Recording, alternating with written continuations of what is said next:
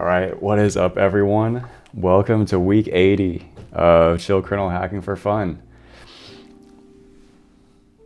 Yeah, week 80. All right, let me just do my typical testing and stuff. Test 0 in the chat.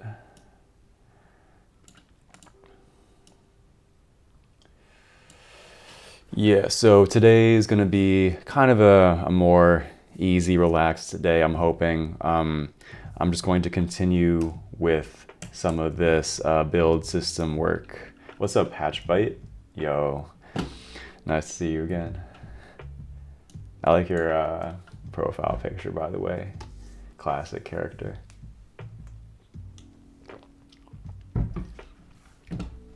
Yeah. Goal for today is to follow up with the work we were doing last week. So we were working on all the CMake stuff with the goal of having a nice modern project setup for doing OS dev. And we achieved the first part of that, which is having Limine bootloader support.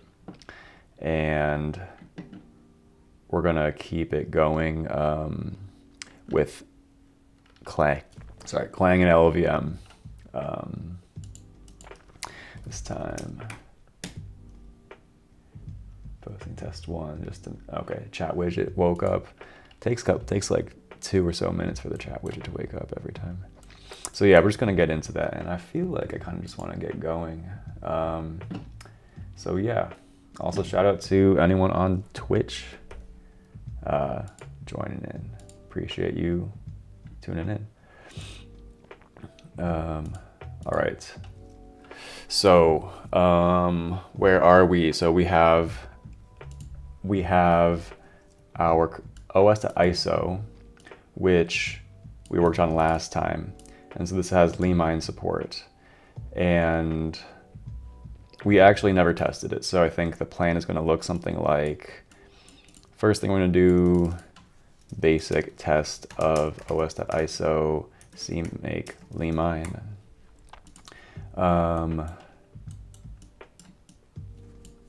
Yeah. And then we'll get into the Clang and LVM stuff.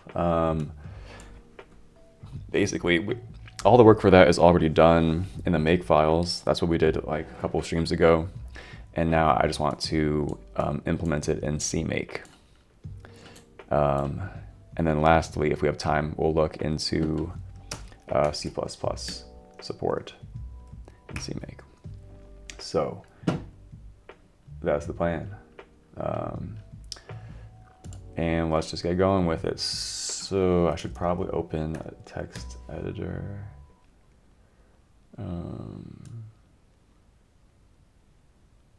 JOS WT2. Where am I? I'm in JOS WT2. Good. Okay, so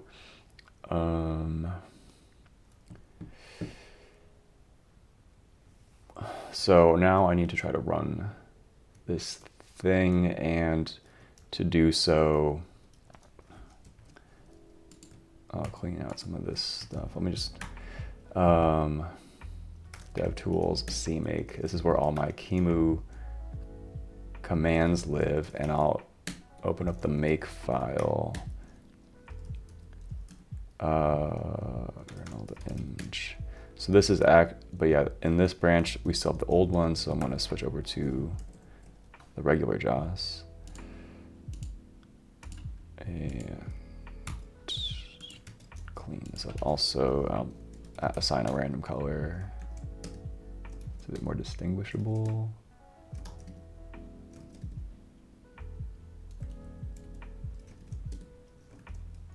Peacock. Can I just say blue? Okay, that's harsh. All right, whatever, it's not really that important. GNU make file. And this is the command line we need now. So I'm just going to copy this over, and eventually somewhere here we have the command line,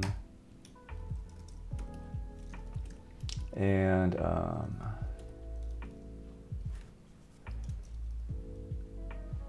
let's try something like this. So it's going to be cd-rom, and then instead of obj.iso, we can make use of all that fancy stuff we can do now.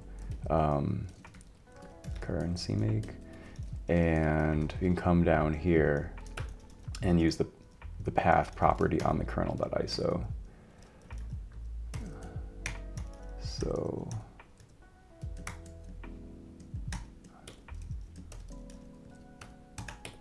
here we go, and then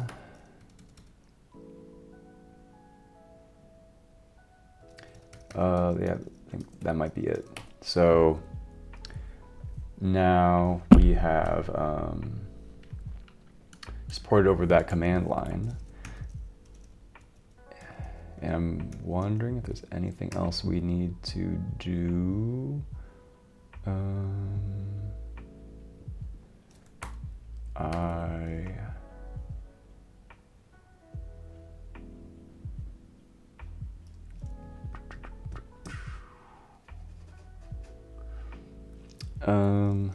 Let's just try it out, I guess. So now if I run this command one more time. Okay. Now if I run make keyMove,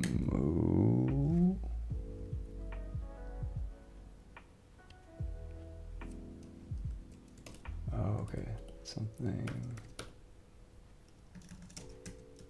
Okay, so I already have this here. If I disable this, what happens now? Cannot start GDB server.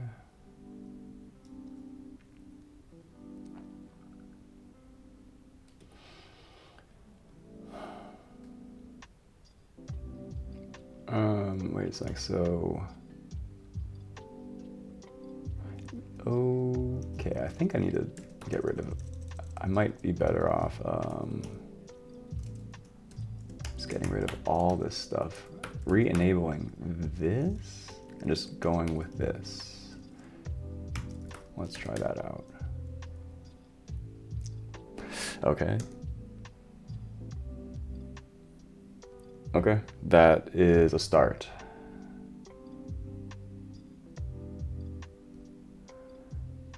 Okay, so now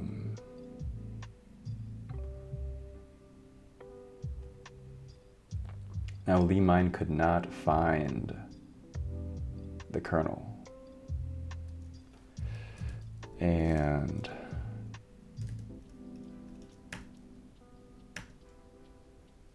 oh, that's why. Because it's called kernel elf, and okay, so the way this all works, so there's this limine.conf, and limine.conf specifies what path Limine will look for and load. And we're saying we want boot kernel, but in the kernel, in this thing, when we do this copy command, we are not implementing that. We copy kernel elf. And so an easy fix is just to call it kernel. And that works. It is maybe kind of fragile. We just need to know to always keep these things in sync. If we ever change the Limine conf, we need to change this thing. And I don't know if there's an easy way to programmatically verify that somehow in a better way.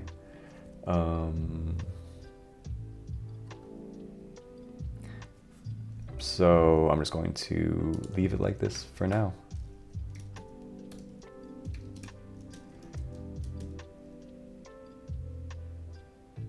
Ooh,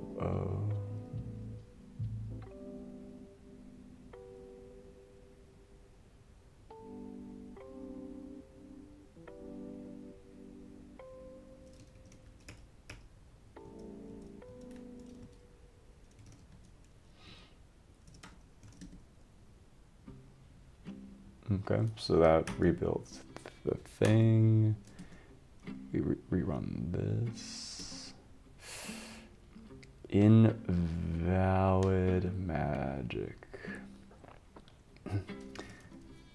And okay, so that's more progress, and maybe that's actually expected because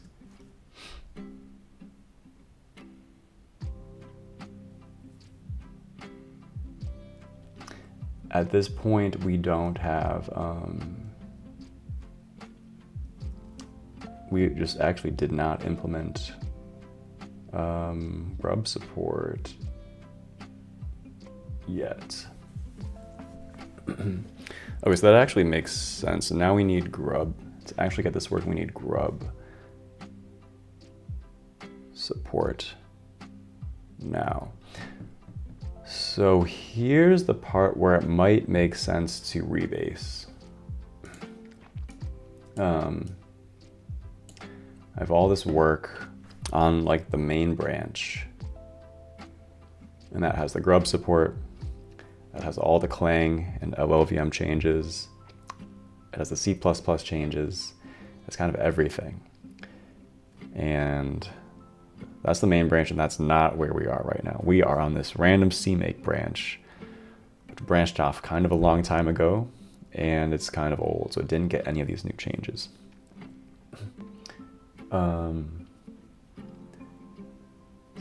So, all right, but okay, so basically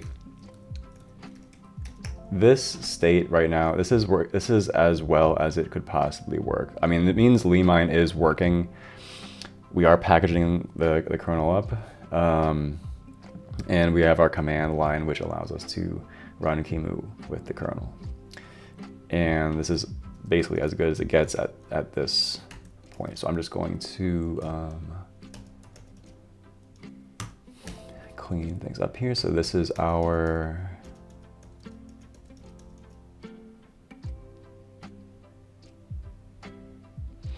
we are basically removed.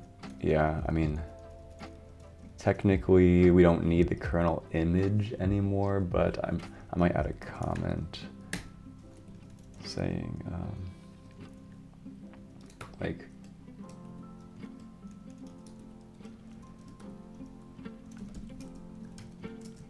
remove kernel image, it's superseded by kernel ISO. I'll just add this here. So this one is a bug. Yeah, this is all just kind of bug fixes. I'm going to amend that into here. And similar kind of thing. Yeah, this is going to go into this commit. So this is what this commit looks like. We have our change to the kernel CMake lists, where we implement just the commands to create the ISO, and we depend on the Limine conf. And and there is that stray new line. Kind of annoying. Would be nice to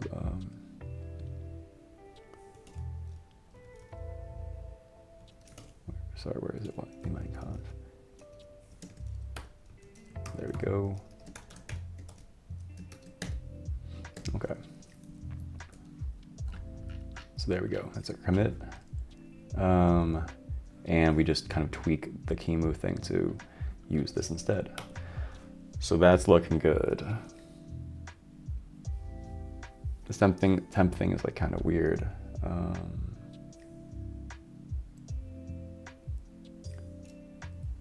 we are re-enabling the FS.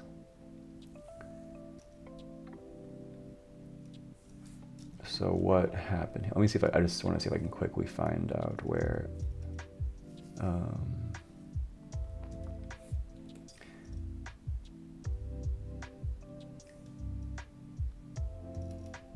I mean, blaming would be really nice right now. Okay, I'm just going to. Can I git K? All right. So who commented this out? These sequence of temp commits commented it out.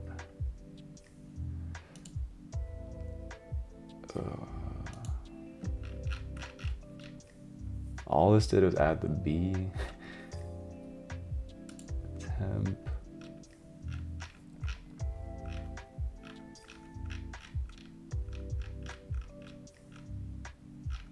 This is all random stuff.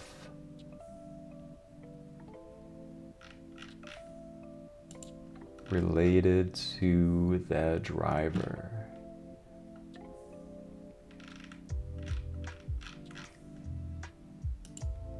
And that's how that thing ended up being disabled.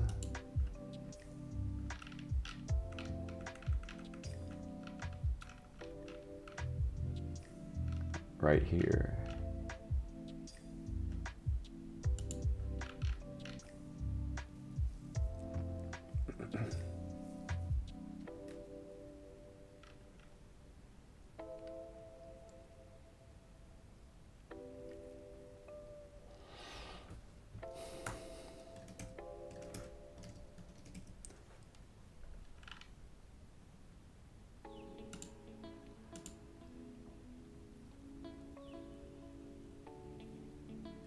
Okay.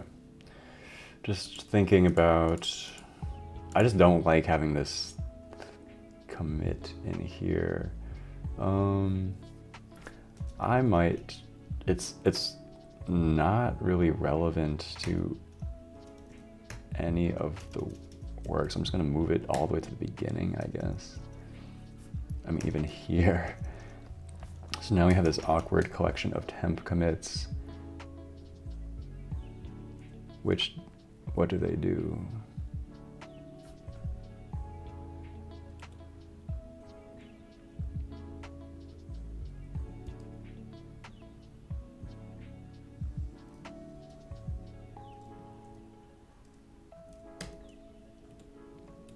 What does this one do? Okay, this is just that, right. I feel like I'm missing something. Why am I not?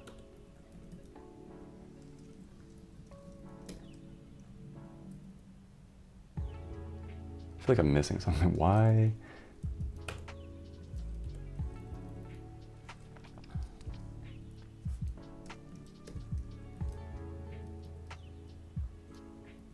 For some reason, this commit is just not showing up.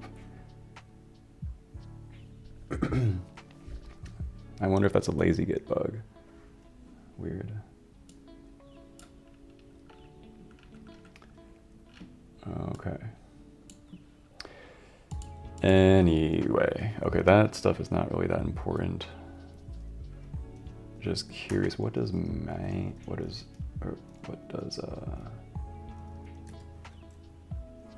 dev look like?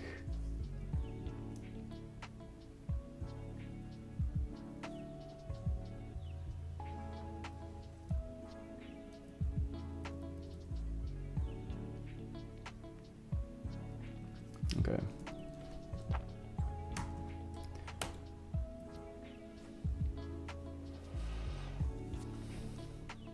All right.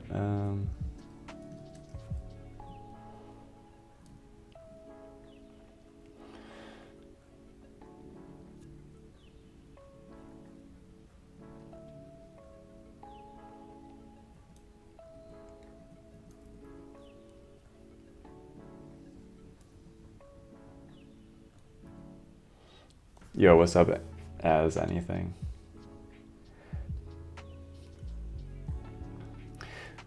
Okay, so taking a step back. So we have the CMake there, and it works as well as it can, basically. I guess I want to merge in the CMake support. I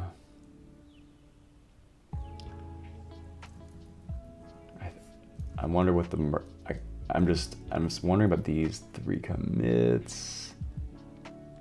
This one is commenting out this thing in e1000.c. Just curious what that. I think, is that because we already have? So it was commenting out this transmit thing.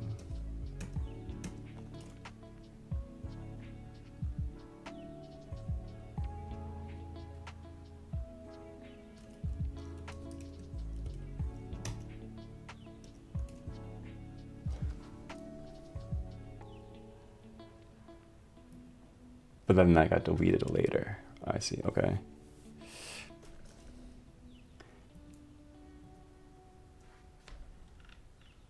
Okay, oh wait, FS? Oh, I see, okay. So that's why we were seeing it. So I basically, I think what I want to do is just squash all these things together. Okay.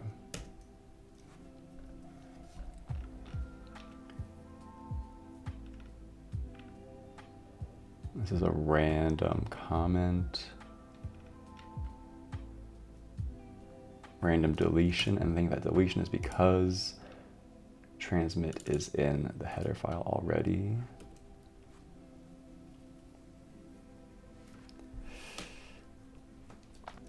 Actually, I'm just going to go over to fork quickly.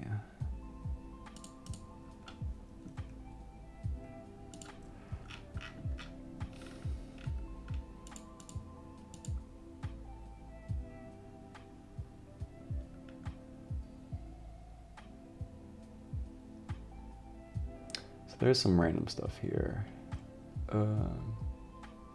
D to FD. Actually, this one is already different.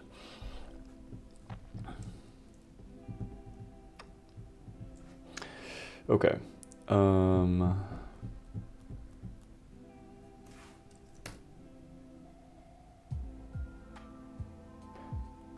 So there is some divergence between the 2 branches.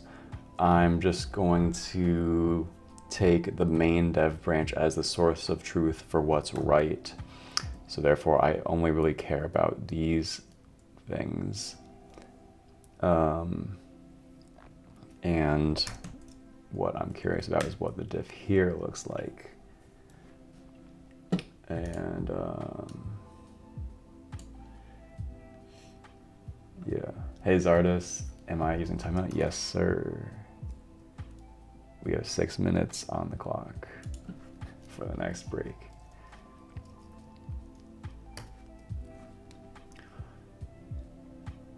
So,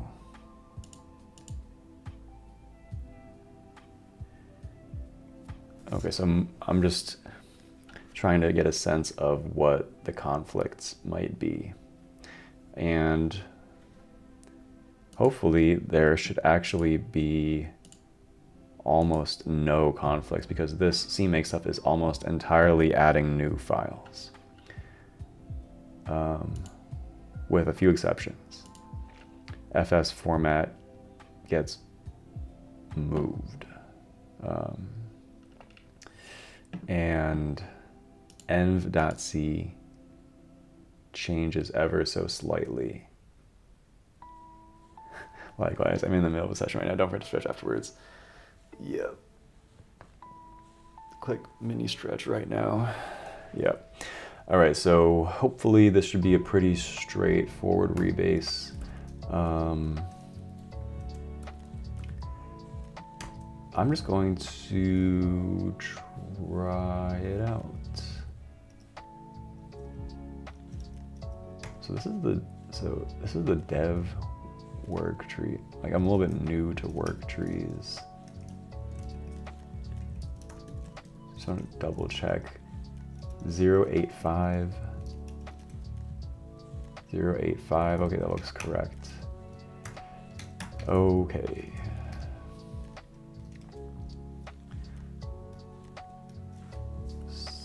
So I'm just gonna push this. I will make a copy just in case. And what I'm gonna do is I wanna set the base to be here. And I'm going to do a simple rebase onto dev. And the goal of that, again, is to bring in all the changes, for example, with multi-boot support, grub, the grub/multi-boot support. That's the main purpose, because once we have multi-boot support, then we can actually try to run the ISO and actually boot the OS. Does rebase mean pushing changes on the main branch? The rebase I'm doing right now is just rebasing a feature branch. So it's not the main branch. My main branch is called dev for some reason.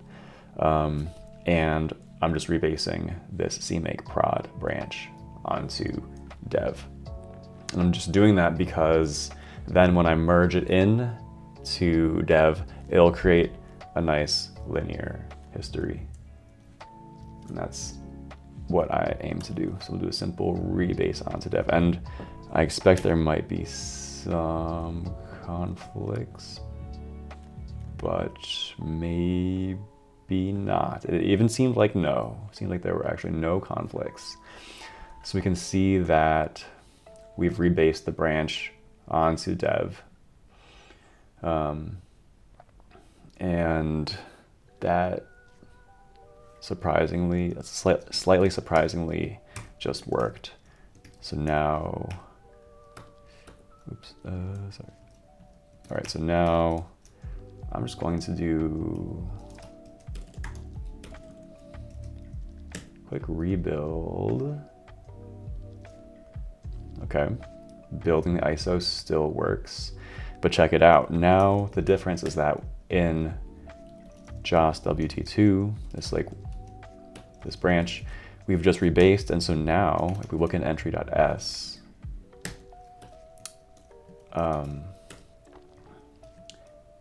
multi-boot, all the multi-boot stuff is here and should be active. We should even be able to see the push EBX right before calling into C code, which is what pushes the multi-boot, I don't know, this header thing, this multi-boot info header T.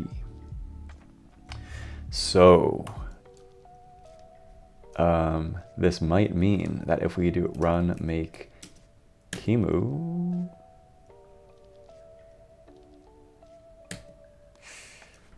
it boots. Check that out. That's great. So our Limine booting thing officially works. So that's the first thing got done today. Boom. And to do this required rebasing CMake branch for multi-boot support. Okay, good. So that's great news. I do have one small nitpick I want to work on with just the CMake stuff. Hey, Catflare, nice to see you. Long time no see. And this is just a small micro detail, but so in the way the build works is I create this ISO dir, which is used for creating the ISO, but I don't love how that like usually these directories are managed by CMake, and I'm just kind of in my build rule just making a random directory in the top level, which, yeah, I don't think it's that hygienic. So rather than doing it in the top level, I want to make it in a more local place, and therefore I'll use CMake current binary dir. Current binary dir. Current binary dir. Okay, it's kind of annoying. Yes, it's kind of annoying that I should really make a variable for this. Maybe I can even have AI do that for me.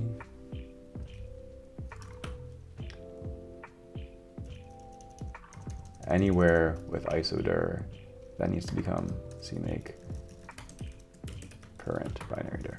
Yeah, CMake is great. Yeah, I'm enjoying it. It has its quirks, but overall, feels like a nice tool to use. I'm pretty excited about using it. Some nice quality of life benefits. So now what I'm just going to do is blast away everything here and rebuild it. That worked.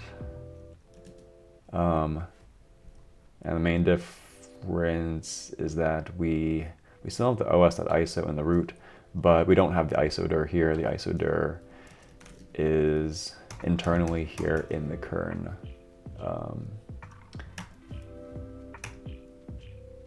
Yeah, the kern directory. Good. So that was just like a little micro nitpick I wanted to make. I'm gonna amend that in. Now maybe I will ask AI just to do some cleanup work for me and just see how that goes.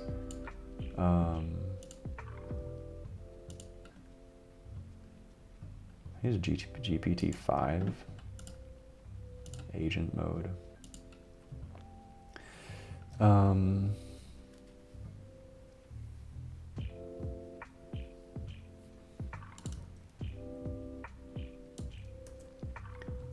Right, so this is replicated several times. Please extract a variable for, oh man, okay, what do I have to enable? Okay. Yeah, I don't really know what Gradle is.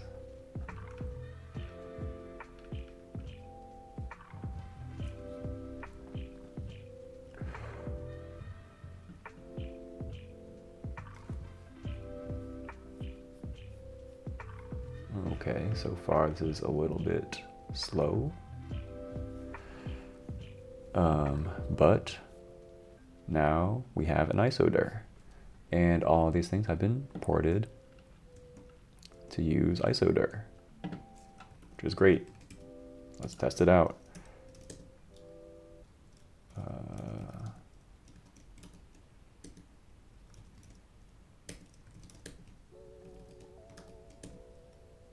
Seemed to work. I'm going to keep the change.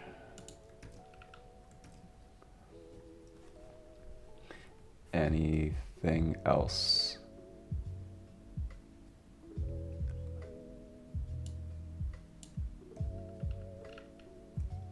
All right, time for that 20-second break. Be right back. Stand up and stretch.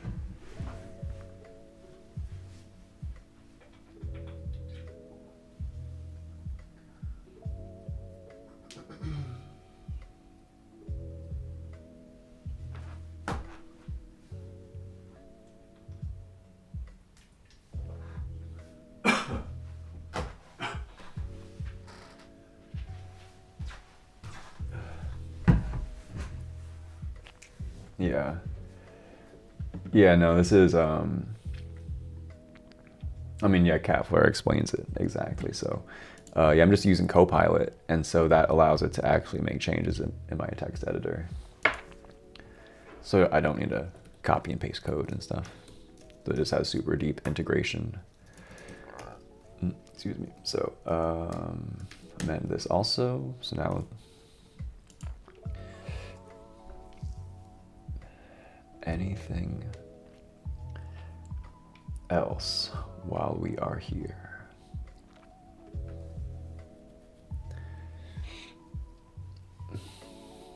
This is looking pretty decent. So great, so we have our CMake branch, and I don't love what would happen if I reverted this commit.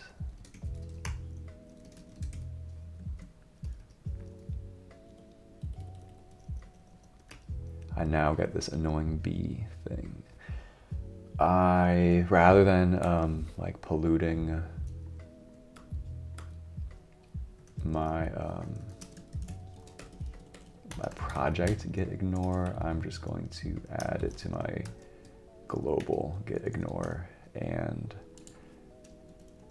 that means I can drop this commit and drop this commit. So now check that out. Our nice ultra clean CMake branch. I might even split this, like technically it sort of ends here and then we have this Limine stuff, but whatever. Now maybe I will make all right, I'm going to rename this CMake prod.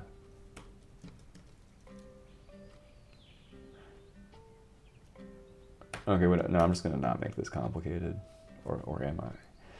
I'm gonna push this, and then I can go to dev.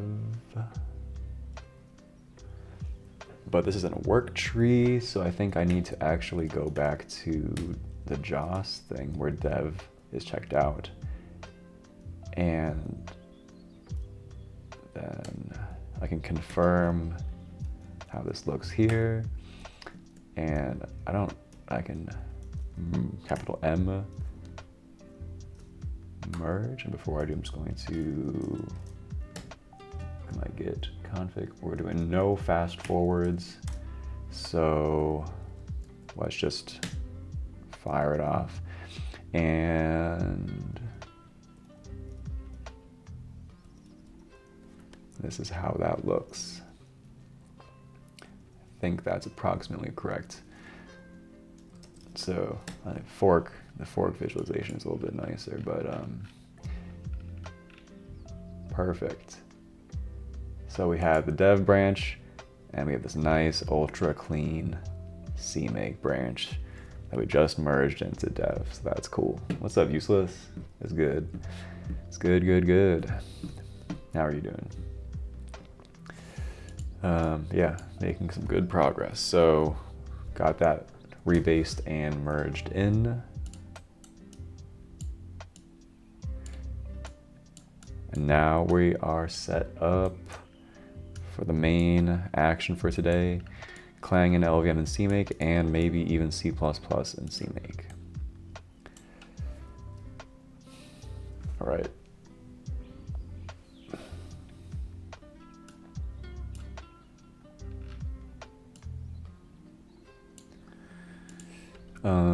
Cool. Maybe we'll just do one more test just to see this working, which it hopefully still does.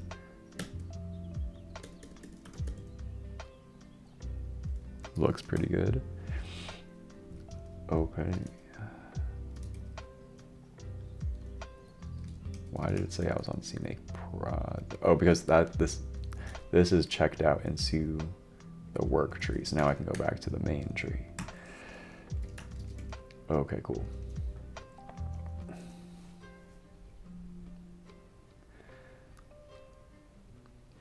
All right, now we are talking Clang LVM toolchain. Let's make a branch. Let's call it LVM CMake. And do you know what? Maybe I'll do the same thing. I'll check out to the dev branch in this work tree. Push this while we're at it. And I'll check out to this work tree, and then we'll move over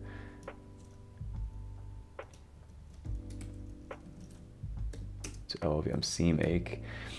And I'm just using these two different work trees because it allows me, well, actually, I guess it doesn't matter at this point, because we were, like previously, we were working on two different branches that had kind of diverged quite a bit, but now everything is on the main branch. So actually, you know, never mind. I didn't need to do that. So the question is, which branch should I check out to? Doesn't really matter, just needs to not be. Okay, now over here, check out here. So now, good. Now I can get rid of this whole window, and here we are. So let's just review a little bit of what work it took to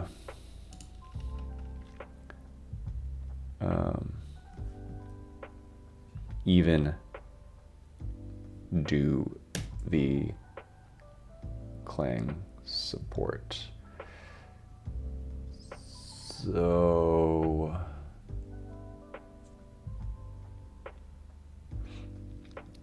yeah, there was this CC Runtime stuff and freestanding headers. Okay, so if I recall correctly, we did it in stages. First,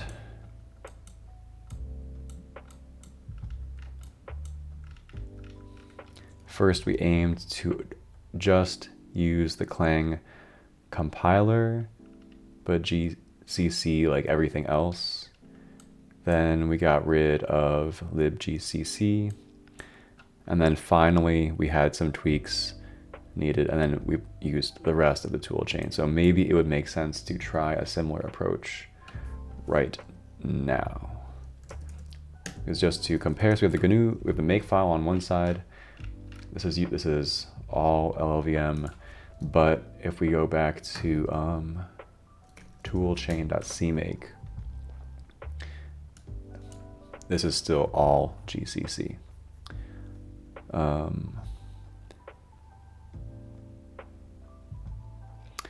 Right, and so let's check it out. So we can use this as a guide for what we need to do. So there were some bug fixes, but then there was this commit where all I did,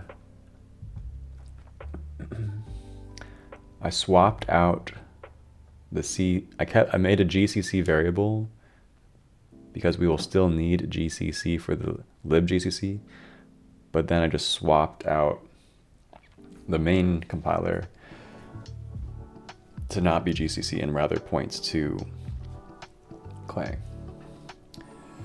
So let's just do that. I'm gonna need this thing, I think. Yeah, I don't know, this might be a little bit tricky.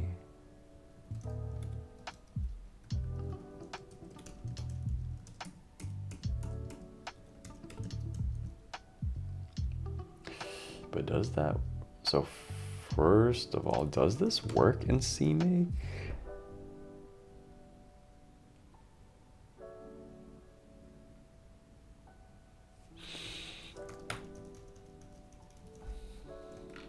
Maybe that's a question for the AI. So GPT-5 was kind of slow. Does this work in CMake? I want to always pass this target argument to any Clang invocation.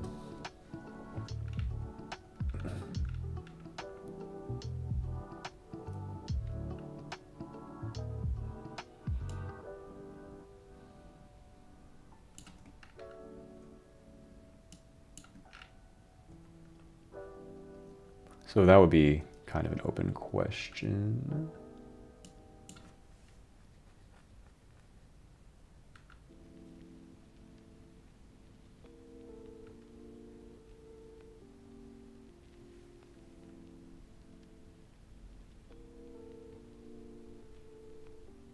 Oh, interesting. I'm gonna pull out my CMake documentation. What's this thing? CMake C compiler.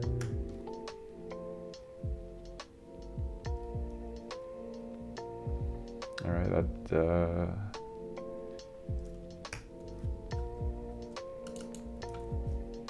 this is really the one that I'm interested in.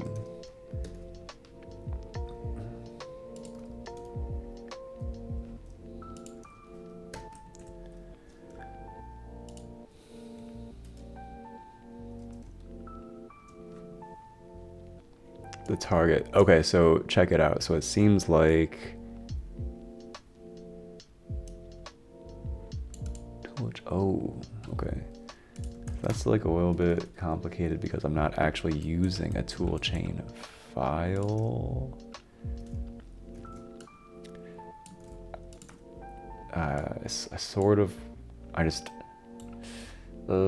Toolchain, yeah. So, oops. Okay, so then this.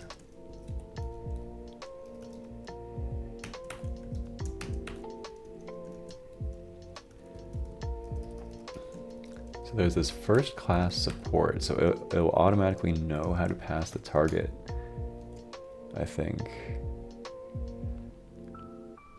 But it says this may only be set, so that's kind of a bummer.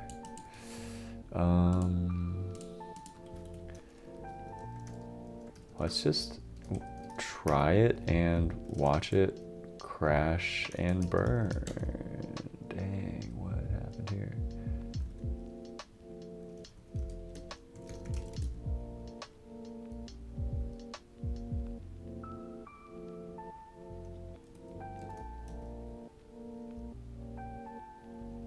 Okay.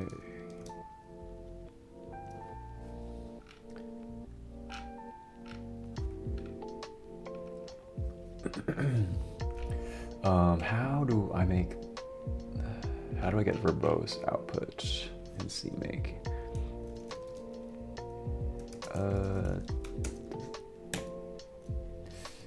Yeah. I think I need to enable it like the old-fashioned way, but okay. So it seems to actually be working. Even though it claims that you can only set this in a toolchain file, even though this is called toolchain.cmake, do not be deceived because that is a different. That's just a random file naming. I'm not formally using this CMake toolchain file support that exists. It's just how it happens to name things. I'm just curious. Yeah, check it out. So it is working. So that's actually kind of nice. So I replace this with Clang. I specify I want this target and so now next up is to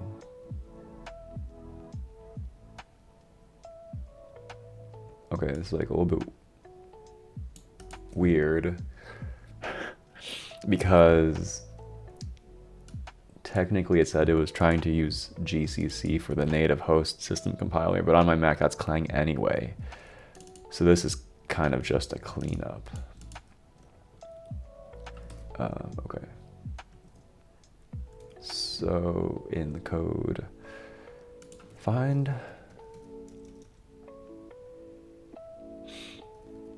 GCC Clang. I'm just going to take away this GCC here. We're only going to use Clang.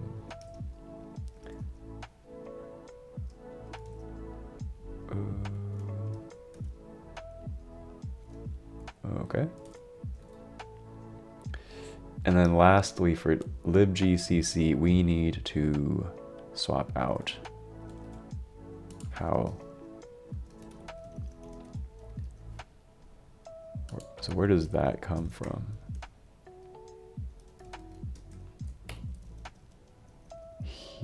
Okay, here it is.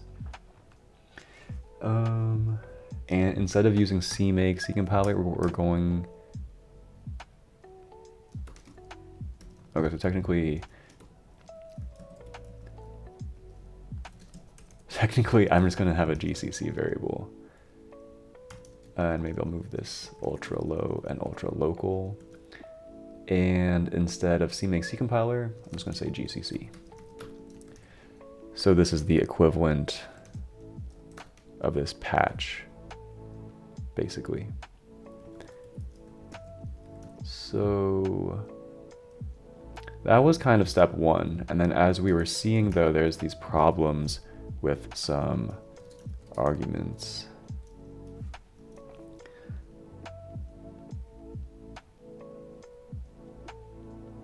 Okay, yeah. So then we need a few things here.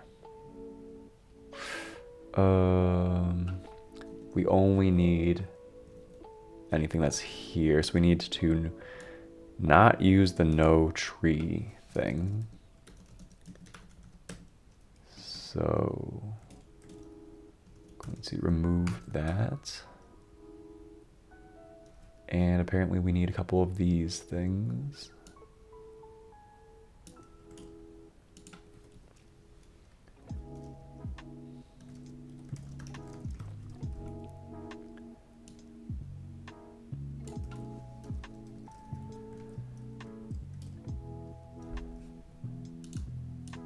And this.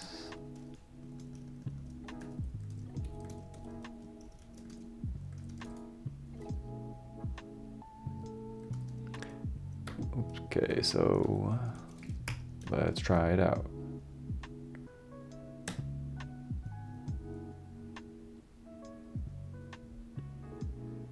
A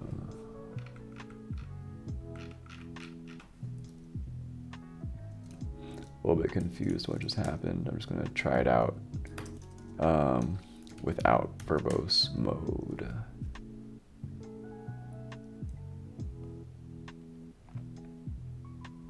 No, wait, sorry, what?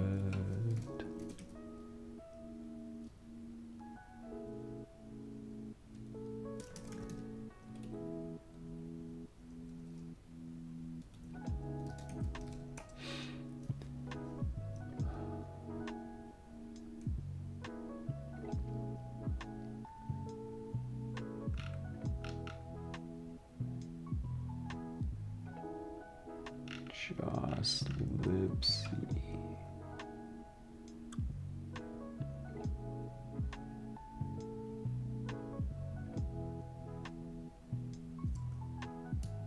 So where does this come from? This is here. Interesting. But what?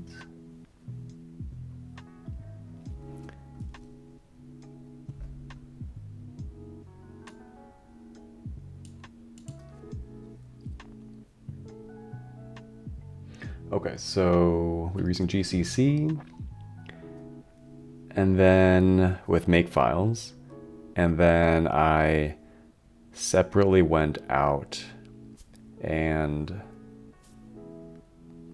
did a CMake version, still using GCC. And this flag is only in the CMake files, which makes me think that I only needed to add it for CMake reasons. It might be a GCC only flag, which is why Clang is complaining, warning that it doesn't know what this is.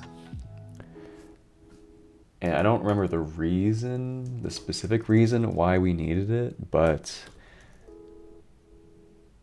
I wonder if we can get rid of it now.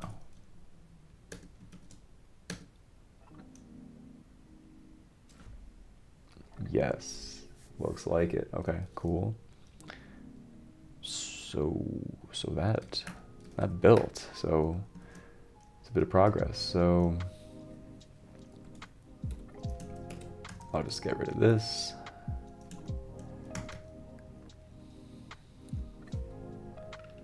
Okay, so we got a couple things here. The first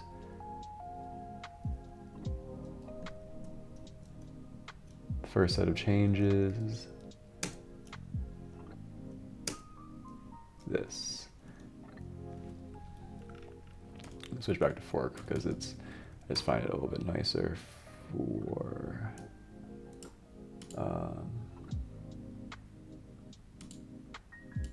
like browsing all these things. So we have just our changes to kind of like conceptually just switch to Clang, but only for the compiler.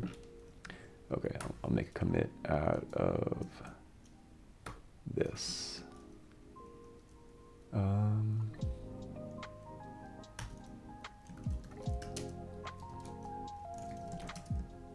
Or what's CMake use Clang only for compiling, but use libgcst still and GNU. This is a port of a 20-second break. Be right back.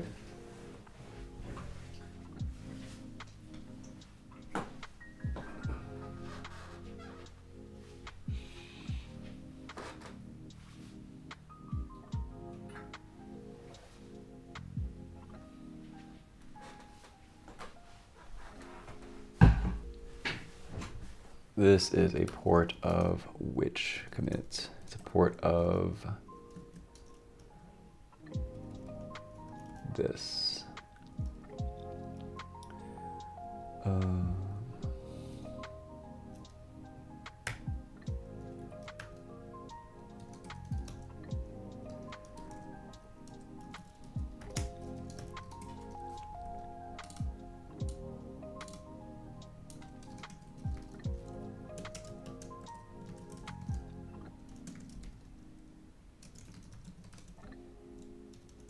Okay, nice. So now we have our changes to the flags.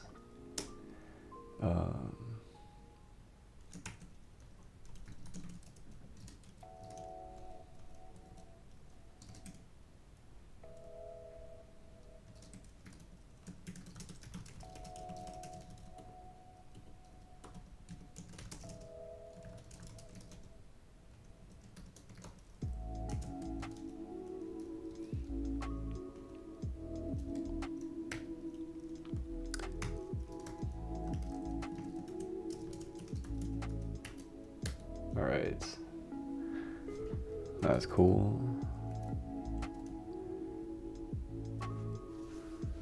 So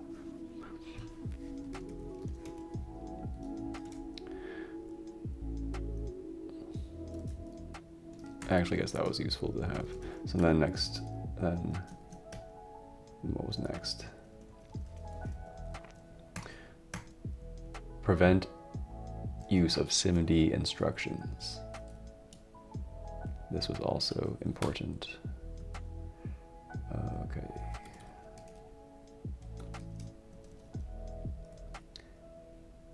So base C flags.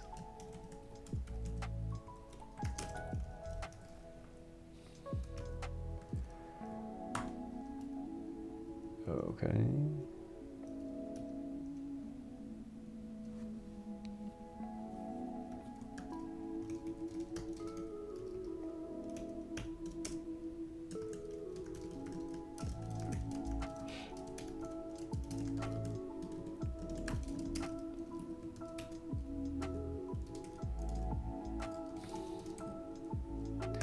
So now that was some basic stuff. Theoretically, I think the kernel should run at this point. So this is a Clang built kernel.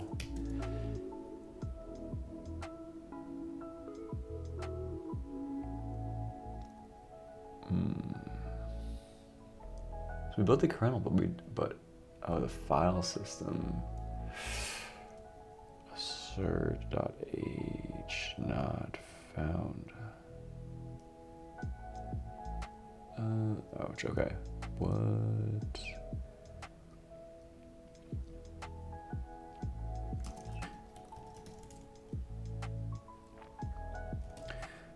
I wonder if that's related to this native. If I say GCC here, do things work?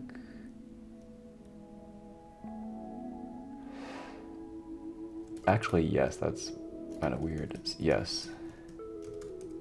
Saying GCC works.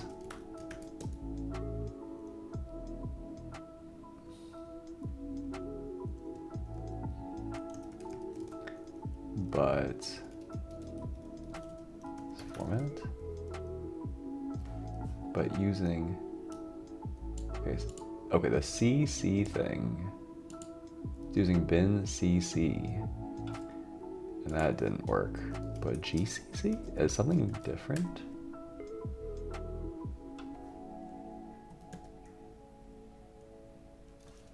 No, it's not. Let me try that one more time.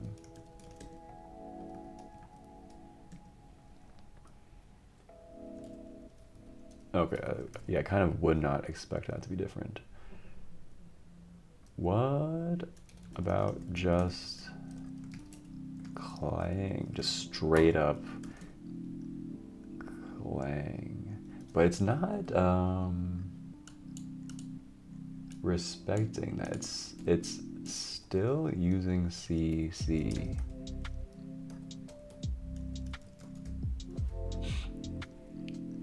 Ooh, this was like sort of sketchy.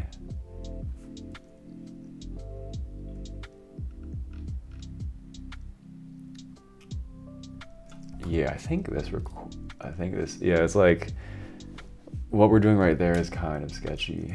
I think it requires regenerating the project. What? Hey, Digitalized, what's up?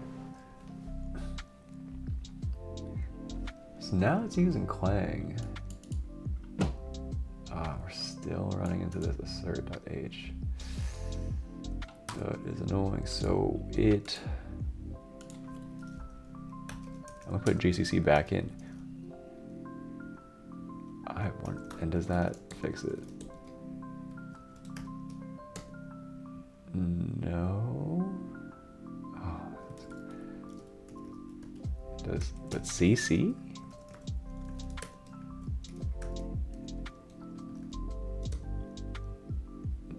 Nah, nothing is working.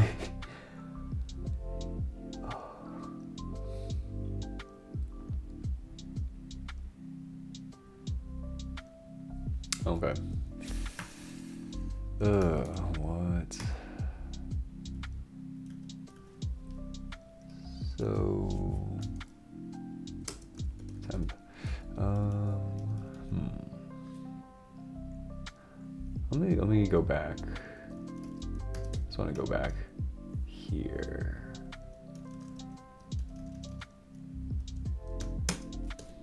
Okay. So now we're back before we tried to even use Clang and blast away things. And I'm going to verbosely build FS format and just see what that was doing. Yes. And it looks like that's using Ccache for some reason. Okay, that's weird. And then bin CC. Then if I scroll up just a little bit more, I can capture the broken version.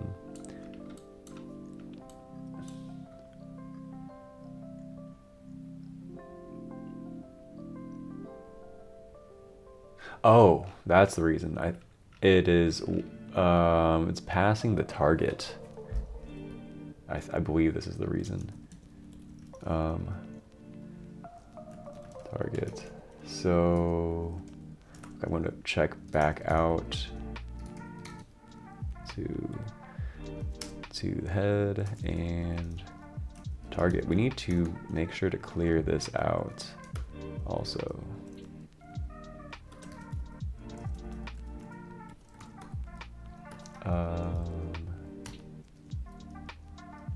How to clear reset a CMake variable.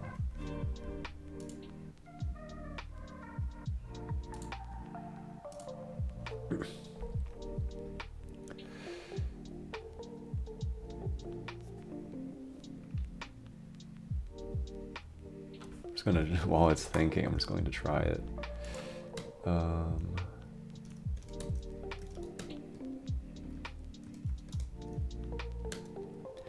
And that worked.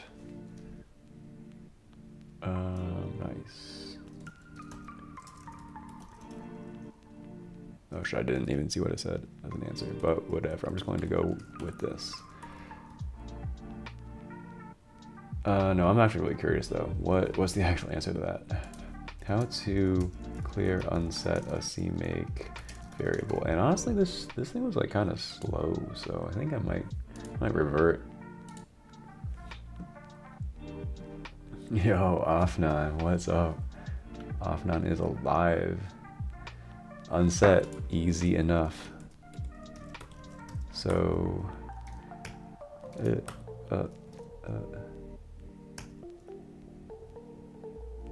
yo, what's up, Byte? Okay. Cool. That is working.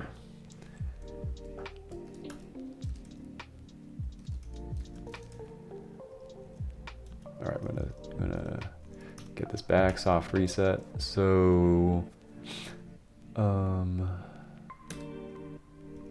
of this was actually a problem.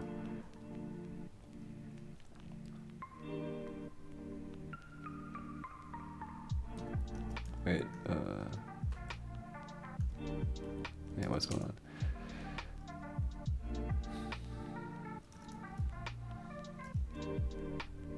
I think I can just drop this entire thing. This is the main thing we needed, and this goes into this commit. Okay. So, yeah.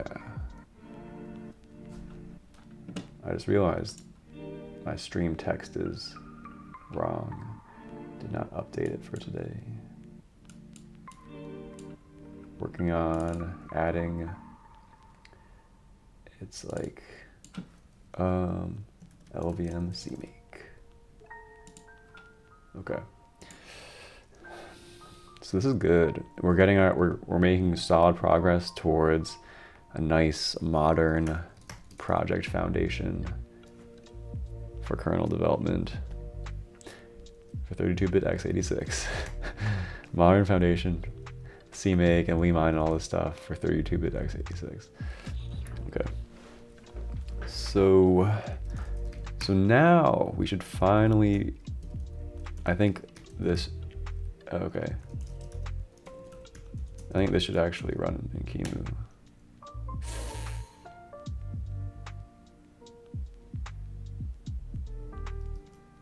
Now this is interesting. Boot block too large.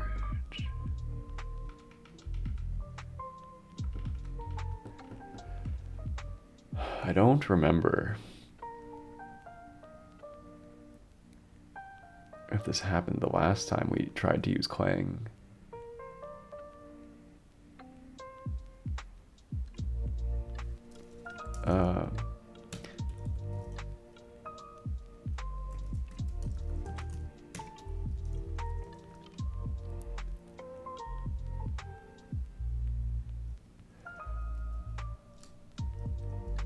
We're using the small size. Okay. This is a really boring issue.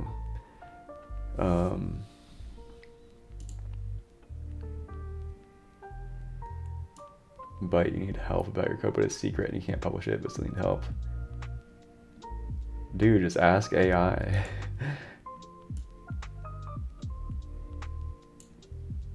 Can you share it with AI? Can you share parts of it with AI? Okay. Somehow the boot block got too large.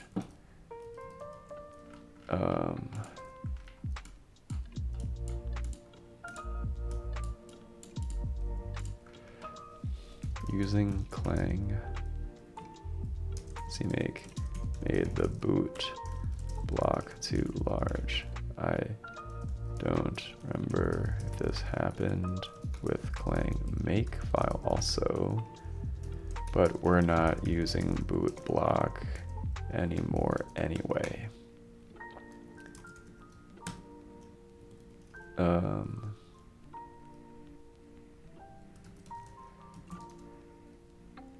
CMake lists. So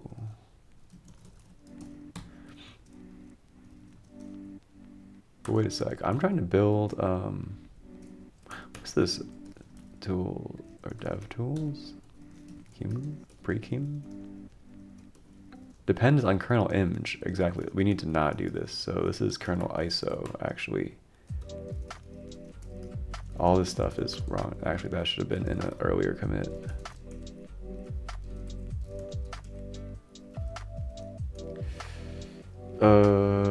This should have been in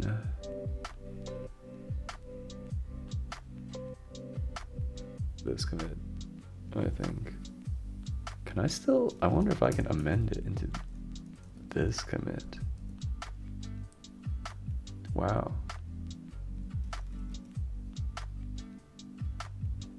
I think that, oh, but wait a second, no, I think that was actually kind of bad. Because now that kind of CE122, yeah, now kind of, yeah, that was bad. Whatever, it really is not that important. Update pre-Kimu deps. Okay. So now, so we basically,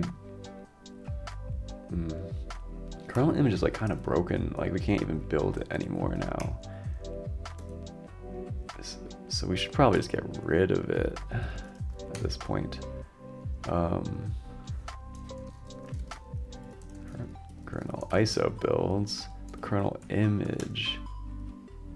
Ugh, and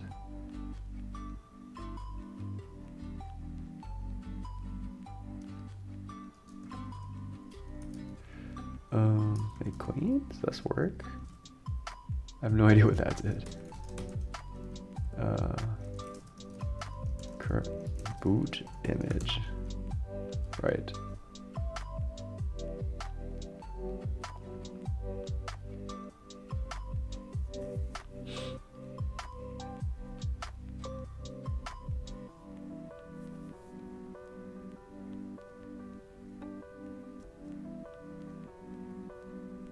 Yeah.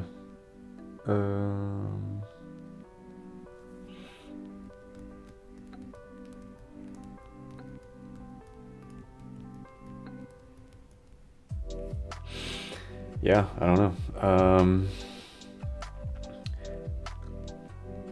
The question is, do we delete the code or just leave it as dead code? We don't need, now that we're moving to Limine, we are literally not using the custom bootloader anymore at all. None of this stuff is relevant anymore.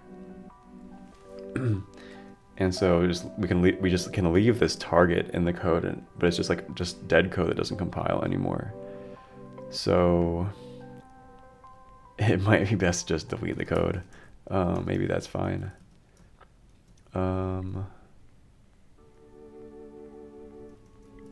Yeah, let's just do that.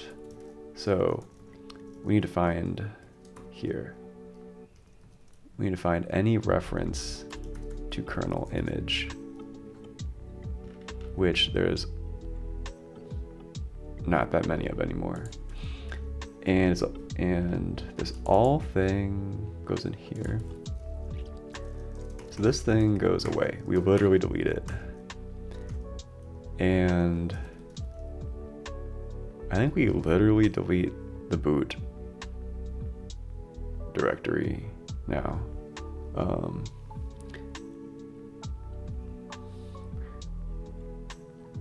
Or at least we just delete all the stuff inside the boot directory, because this is all, technically this is dead code.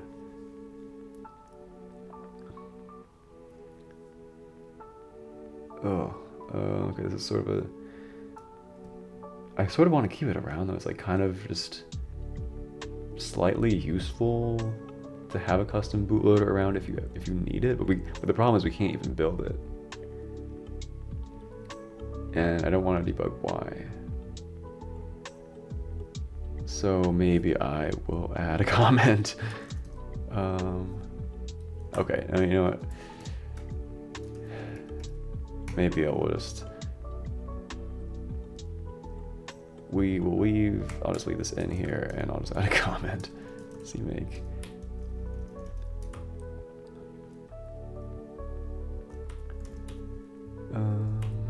Okay.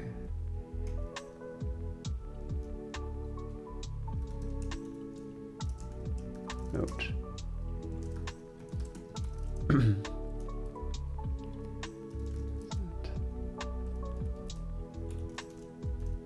Sorry.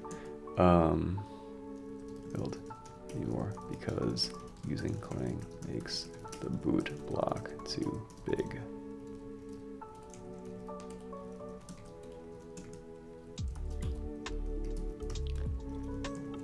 Didn't investigate how to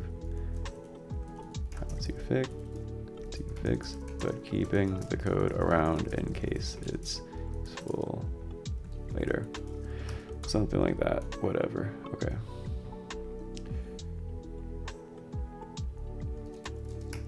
But the main important thing was just that the QEMU, like building it, ISO, booting, everything like works actually with the Clang built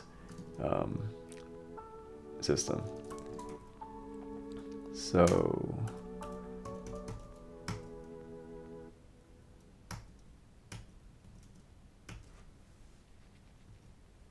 Clang. I will just amend this in here. Okay. So that's basically phase one.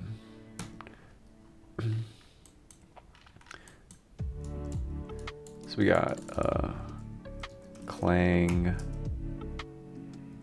kernel, then still libgcc GNU toolchain. Then it's like Clang, CC Runtime, then GNU, and lastly LVM everything. So we are officially here. So now it's time to do these two things. So now here's what this involves. So time third party make frag. This is how we did the build system support for CC Runtime. And we're going to need to replicate this somehow. A new CMake lists.txt. Right, how does this thing even work again? CMake lists.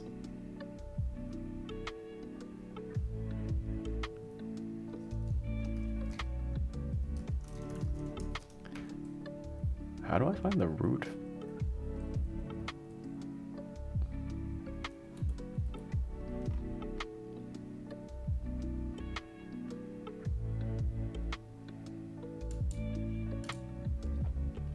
Why is it this hard to find the root file?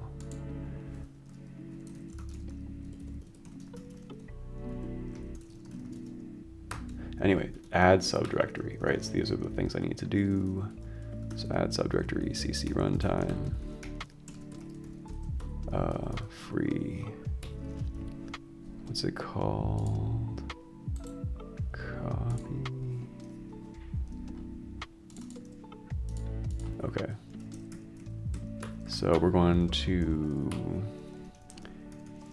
add some subdirectories.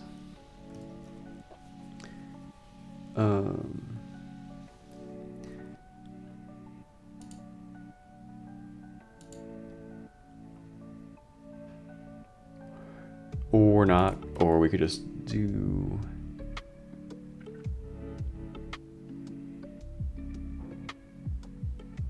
everything in here. I didn't really want to add.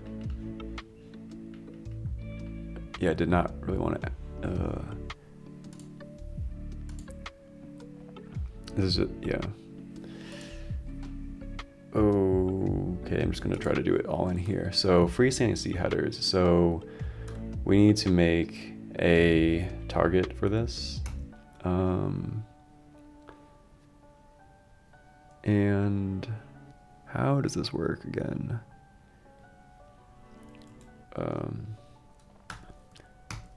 Create a basic CMake target for a header only library.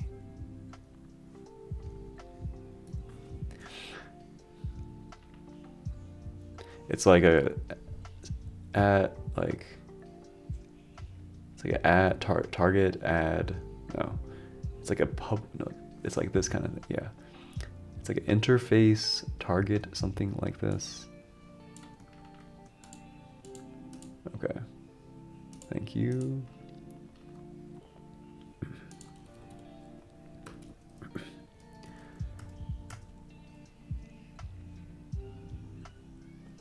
Add. So this is going to be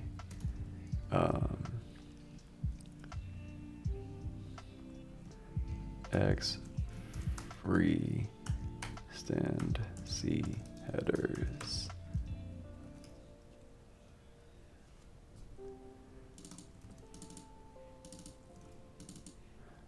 I don't know what this line is about.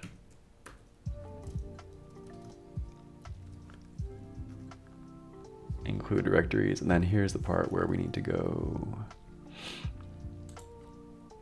copy name,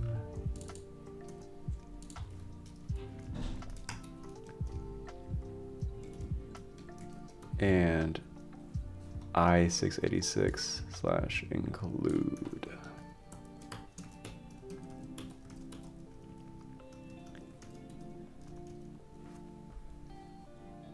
Okay.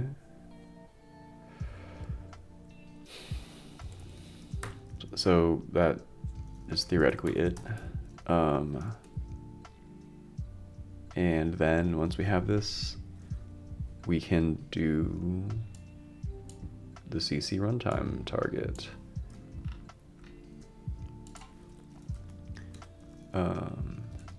Add library x CC Runtime.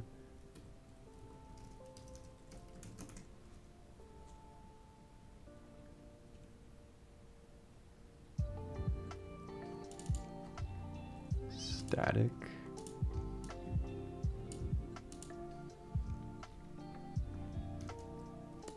Sorry. Static.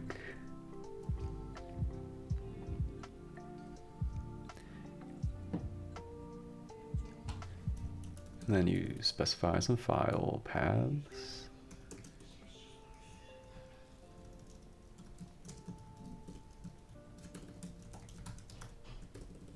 CMake current source dir runtime.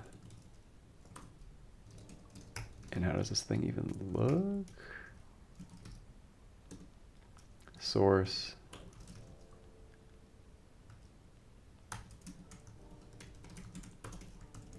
.c. Okay.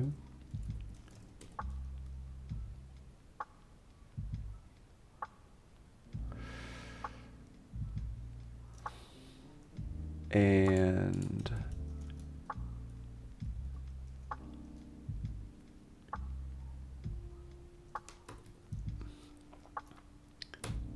yeah, wow, I'm rusty. How do you make something depend on something else? So this thing goes here. So for example, who's depending on JOS libc? Target compile, no.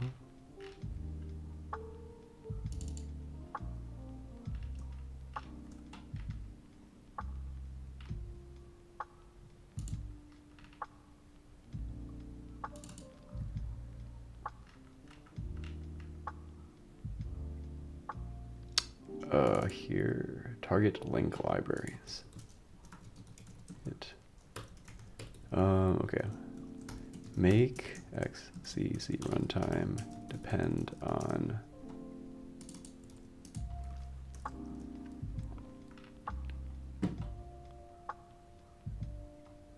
oh, what's up? I see some Twitch chatters. What's up, Adonis? What's up, Murky Shelf? Which language is better for us, FC or Rust? Yeah, probably Rust.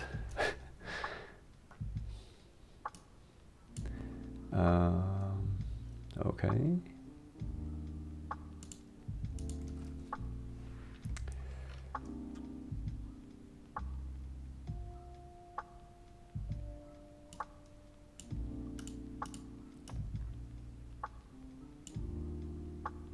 It's an alias, huh? Okay, I'm just gonna not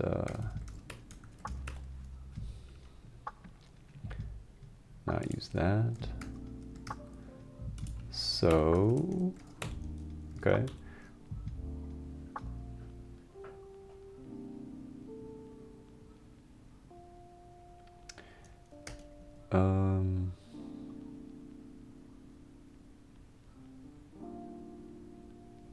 Anything else?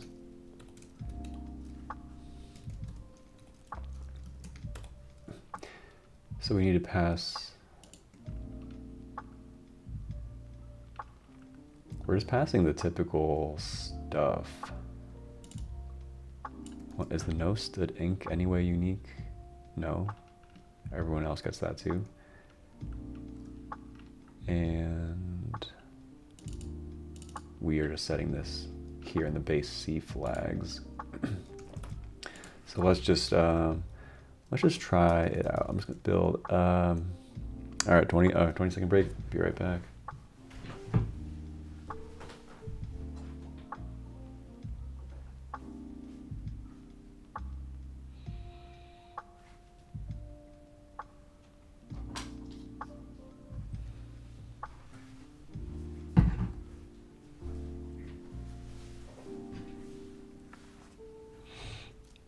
Okay, so first off, CC Runtime. Can we build that? CMake region.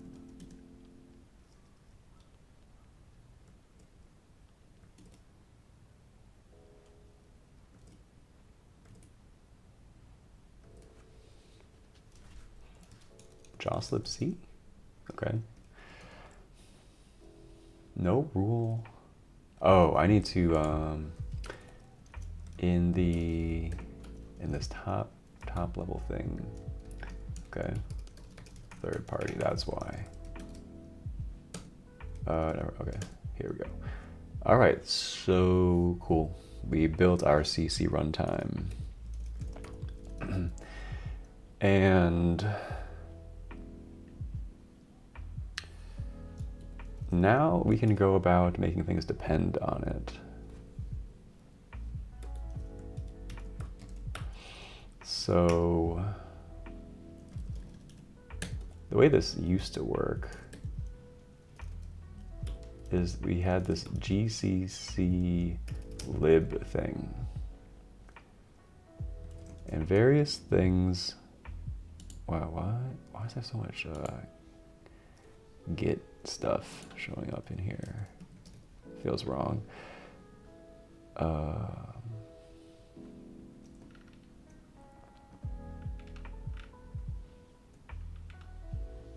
Okay. Yeah, so we had this GCC lib thing, and then we would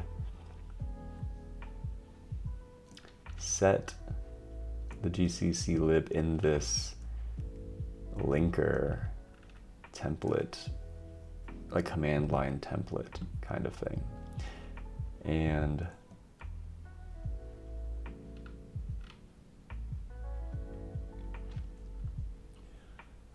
yeah, that would make sure this object file gets included in like linking everything.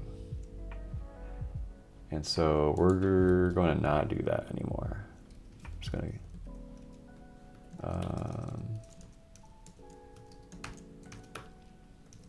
so we're going to no longer pass GCC lib in the linking. And just for fun, if we just try to build things in this like very much half-baked state, my prediction is we're going to see some linker errors. That's exactly what we see. Cannot link to these symbols. So now to fix this, we are going to take the kernel elf, and we're going to make kernel elf target link libraries kernel elf private. I don't know the formatting for this, but we're going to depend on CC Runtime. And this would be super cool if it works.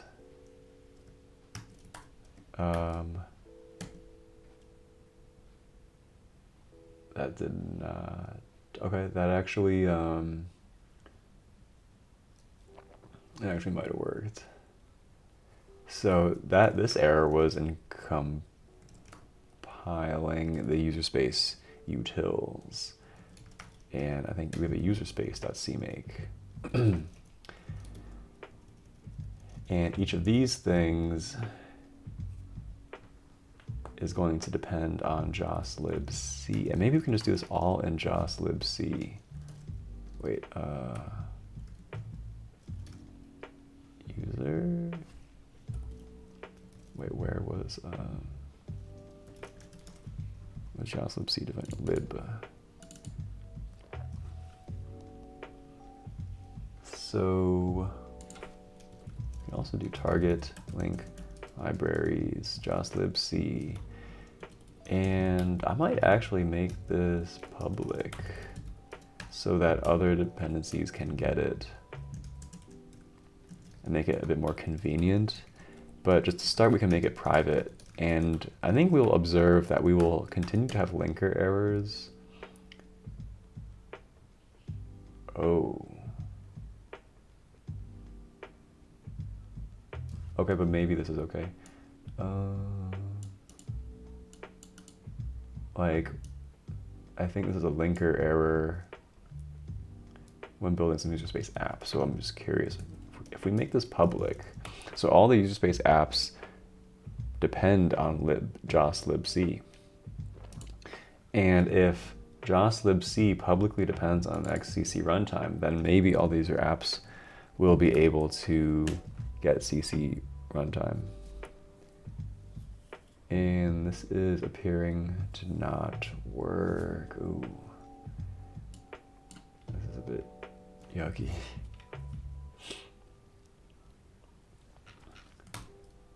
Okay, now I officially don't know what I'm doing anymore. And I just need to guess. So now what if we try to link the apps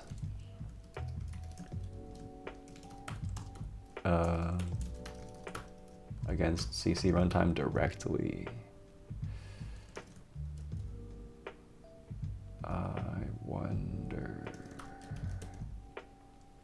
That also did not work, dang.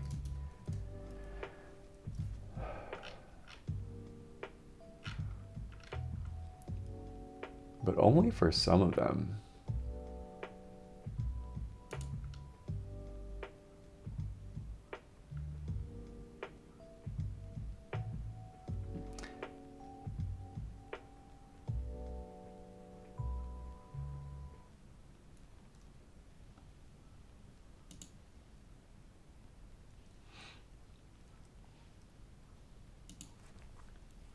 Oh man, I don't remember having this problem last time.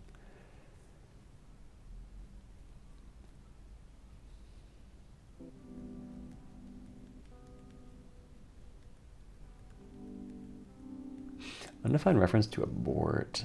I wonder.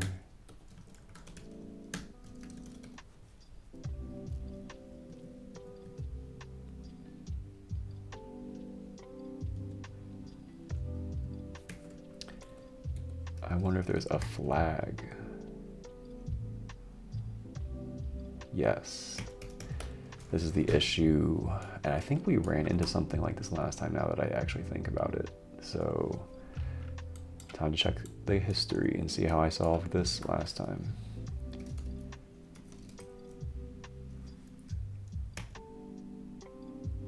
Yeah, this was it.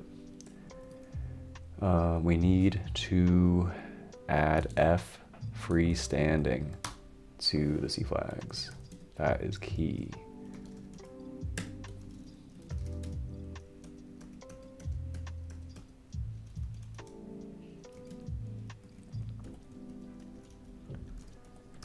F freestanding. If we do that,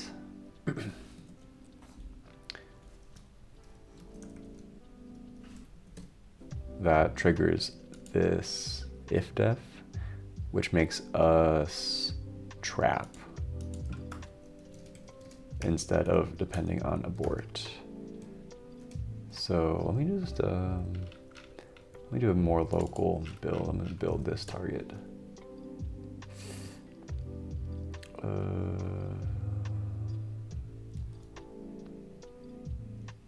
I'm gonna need to do the verbose build fault read.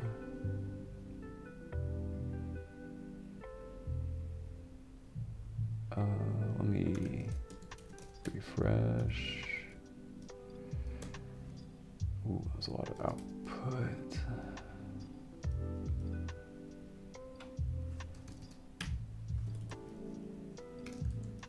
Dang, how do I?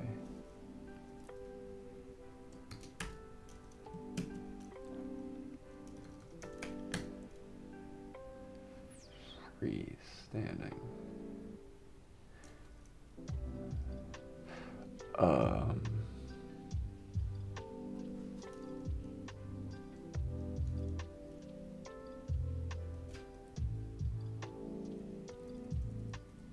Why did so much stuff get built? This is all JOS libc, okay?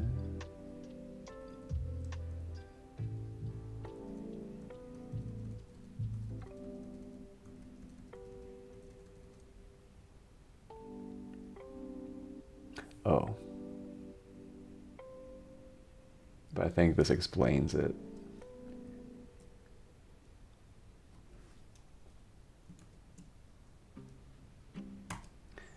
CC Runtime is not getting past the F freestanding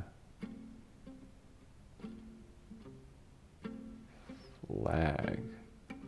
Is it getting past any flags? Okay, how? So what happens to base C flags?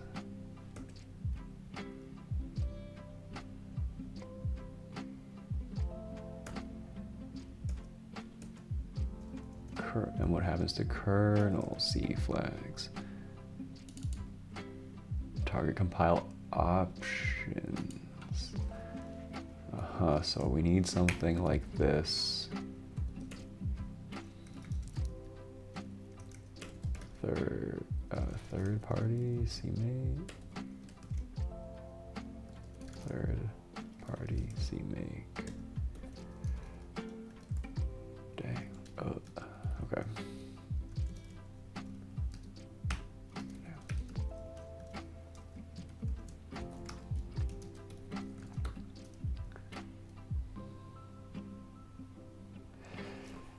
Wait a sec.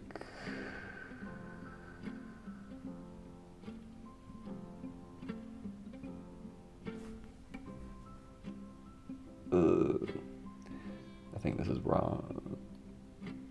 Or wait a sec. In the original commit here,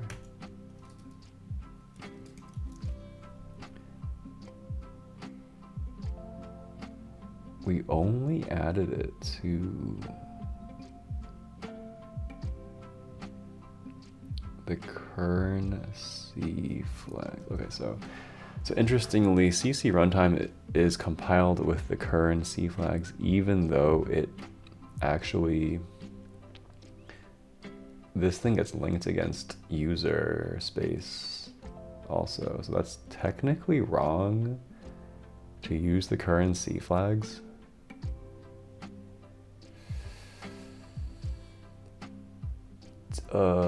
Technically, the more correct thing might be to have two different targets, like a CC runtime for the kernel and a CC runtime for user space to link against. But I don't know how important that is, so technically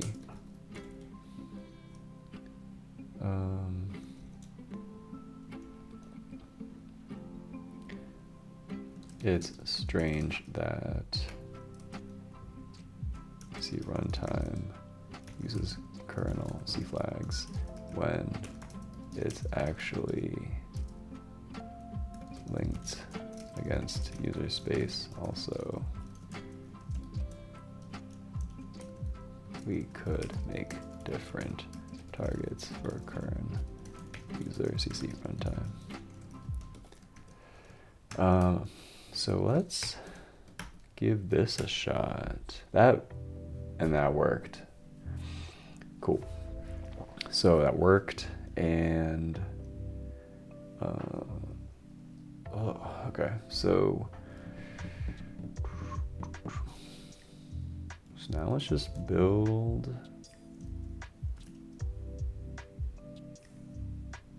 the kernel. I kind of lost the plot what we were even doing. Build the kernel. Can we run things? Out of disk blocks. Oh.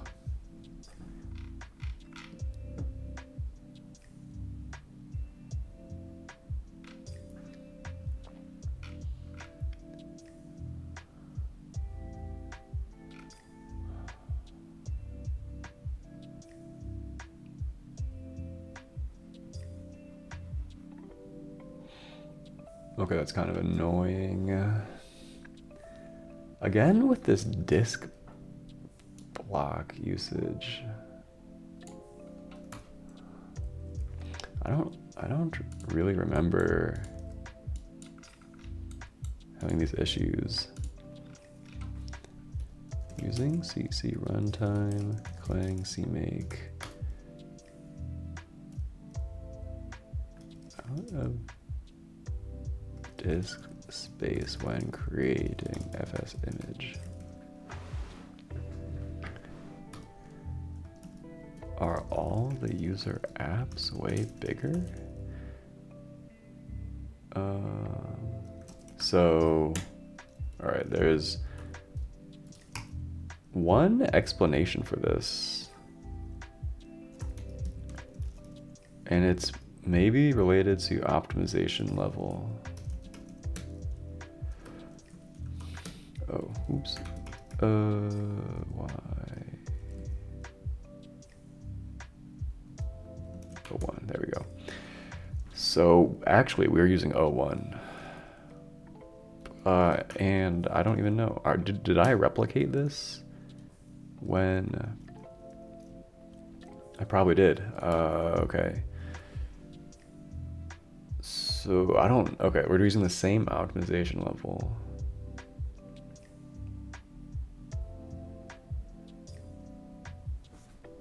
And for some reason, it seems like Clang produces bigger binaries.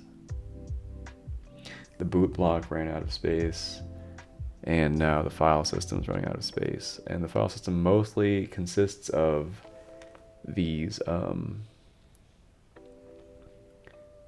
random utilities. What I could try to do is, we still have the normal build system in place.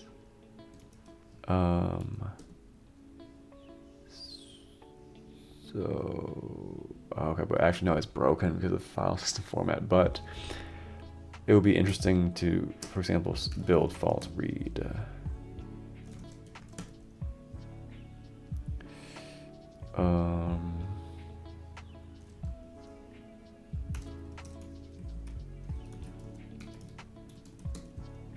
Okay, we actually already have them. Abuser. So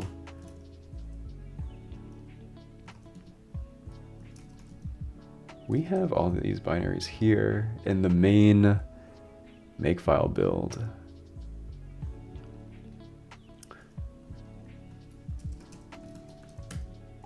And fault read is 23K bytes.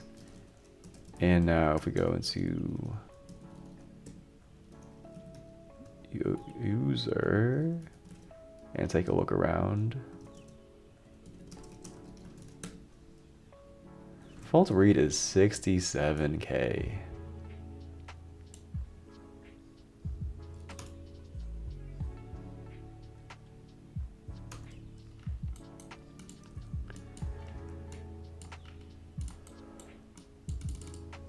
It's like 3 times the size. X the size.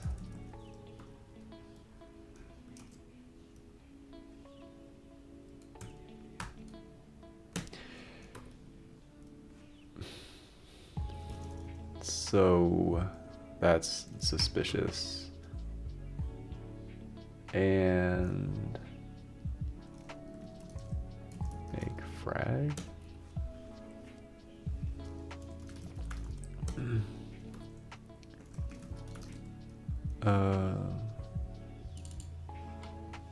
Current bin files. This is where we collect all these files and express them as dependencies for the kernel itself, because they get compiled into the kernel. Okay, that's it. But they are also fault read. Okay, weird.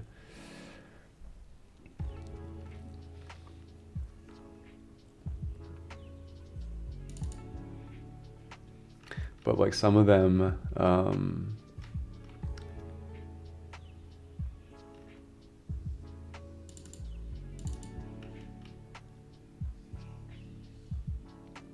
oh, this is, wait, maybe this is interesting. In the original, let's read. In the original make file version of this, it has a relatively small set of user apps, which it compiles into the file system image. But in the CMake version, it seems like we pass, I think we pass a lot more things. But that's sort of a different thing. Like, why is, like, it's so that's one explanation, but there's also just the core issue is that why is fault read 3 times the size when built with Clang?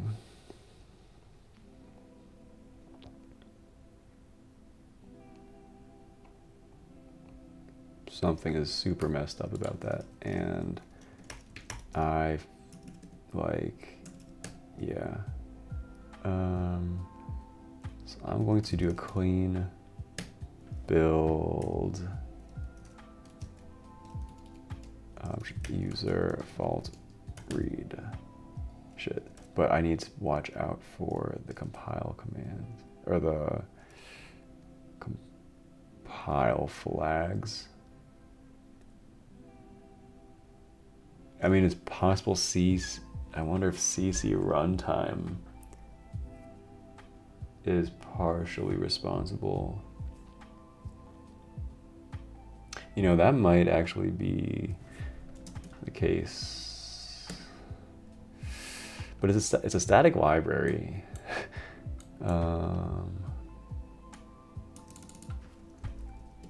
Source of size increase. Clang or CC Runtime? So here,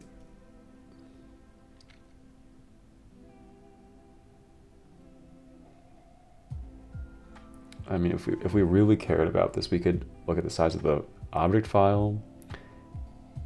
We could, maybe that's even a better idea. But anyway, that's sort of like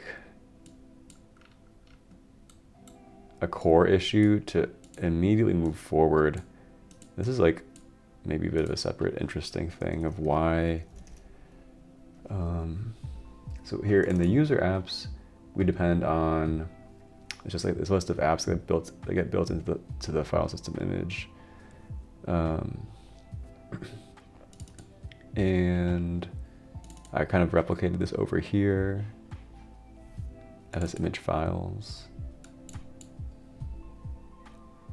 user app paths. So we have the core set of files, and then we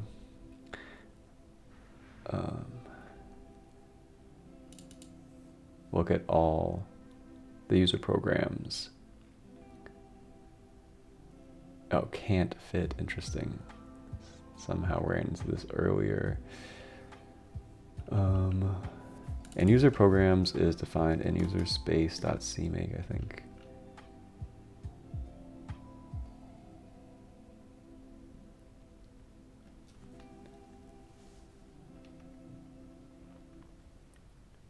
And it sort of seems like a heavily restricted version of like this is included in the file system image. So they do have this full, like this full list of all the stuff, of all these apps. Those get compiled into the kernel. But then a small set of them get built into the file system. So that is a separate thing I could quickly try to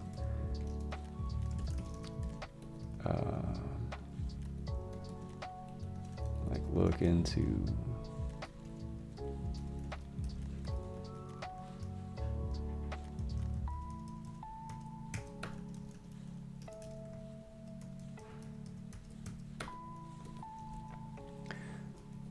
Okay, so set fs user apps.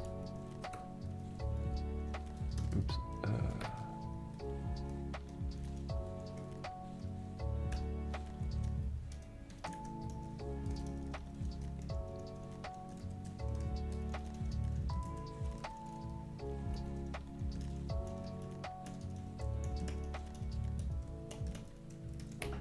And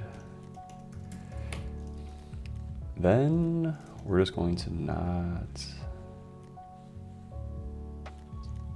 Okay, then for prog in lists user progs, user space.cmake.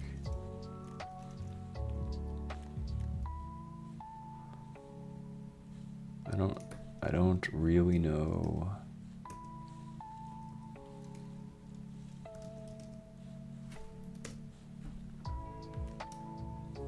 What's up with this in lists thing?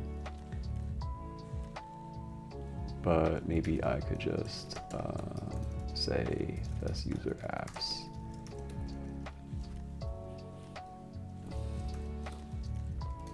So this would produce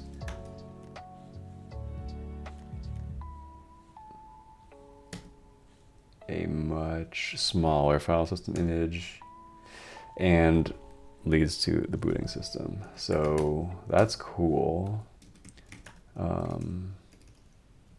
But these are different and separate issues, and so I'm kind of accumulating a bunch of different changes at once. So first thing is this one. So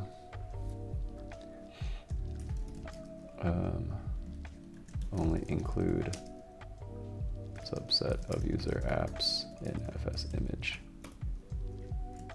This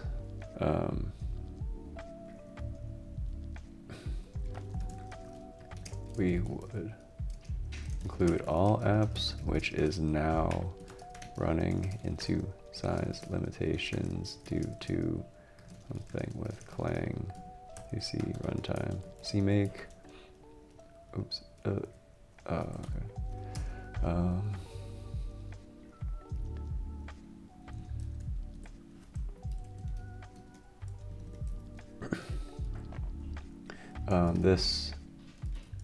This is a fix to match what the make file build system does.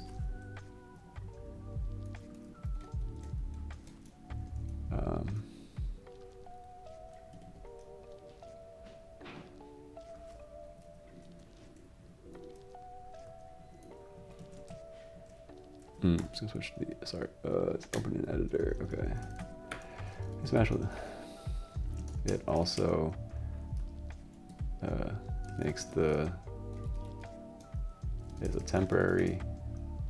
is a band-aid fix for keeping the file image building, because for a separate reason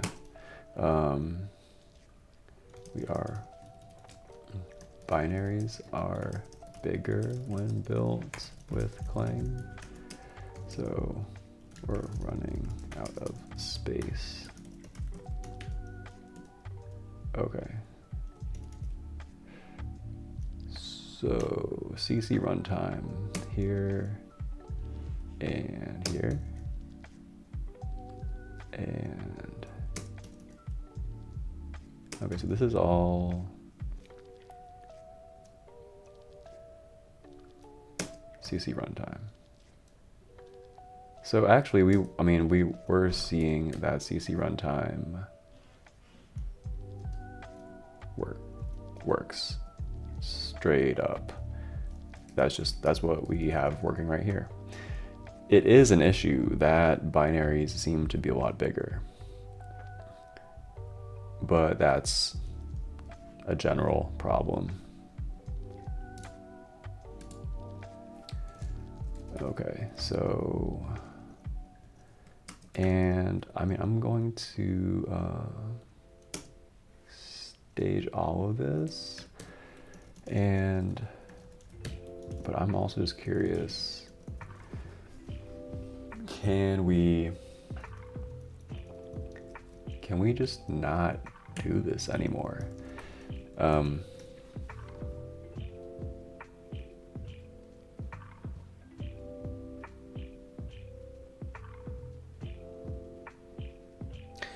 This is just a kind of a weird and very specific and yeah, it's kind of strange thing we needed to do, like very precisely set this linker template for the command line that it generates. And I don't know, it would be really nice to not have to do this. Okay, so I'm just going to try to build it again. I'm just gonna make J16. Oh, okay, wait a second. So just to confirm, this thing broke it. Also, what's up, Moose? Will you make G tests for all of this?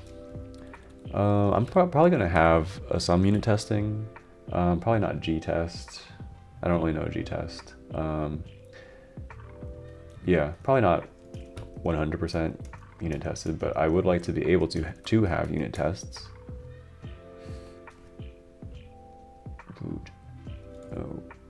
Okay, so there's still this some all target.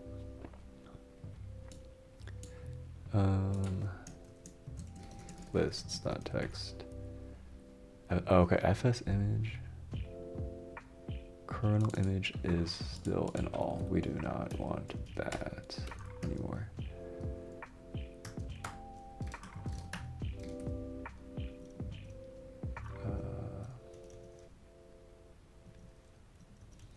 Okay. Temp, CC runtime. And then this is actually kind of going to go in here. We no longer want to compile. All right, I'm going to just kill the palm tree. We're no longer going to compile the kernel image in the all target by default because it doesn't work anymore.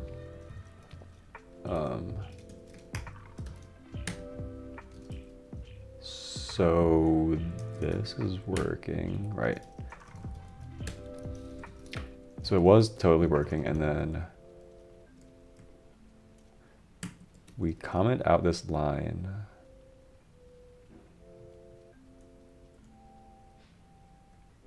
And break the build. And it seems like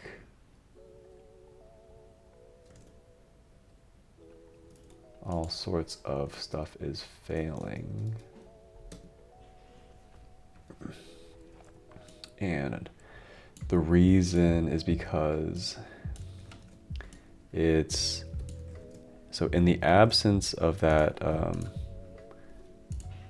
that template thing, it's trying to use the Clang, like the compiler driver as the linker. And that explicitly does not work for us yet, at least. And so when we set this template, we specifically say, hey, use the linker specifically. So I guess we still need to have this template. Maybe a little bit unfortunate.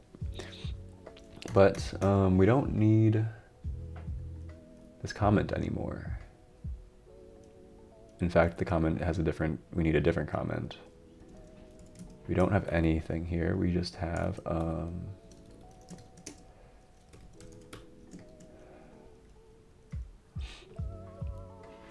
without this, it tries to use Clang, the Clang compiler driver to link,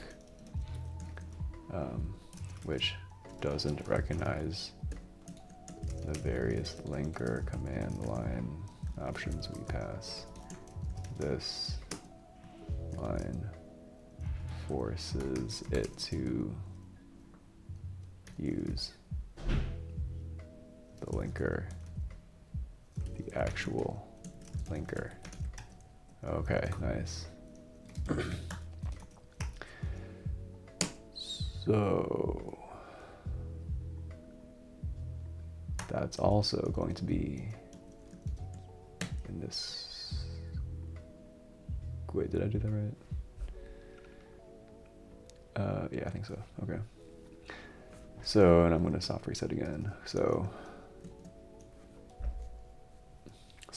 to get the CC runtime thing going, we needed CMake lists, and then we have some targets for the freestanding C headers, and then the CC runtime itself. We make a bunch of stuff depend on CC runtime. So I'd like to revisit this actually. So the user space.cmake. I'd ideally love to not have things. I'd like to minimize what needs to explicitly depend on CC runtime because it's kind of obnoxious. And so I'd love it if So I removed that dependency from the user space apps. And now I want to see what, so my prediction is that this is going to break. JavaScript privately depends on CC Runtime, and so hopefully, for example, fault read, that actually worked.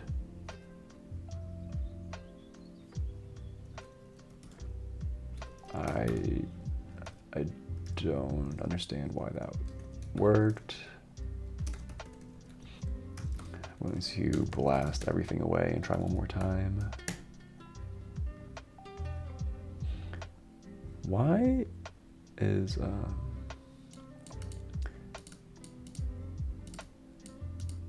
why did this get passed when linking this thing? JavaScript. This thing, if I remove this,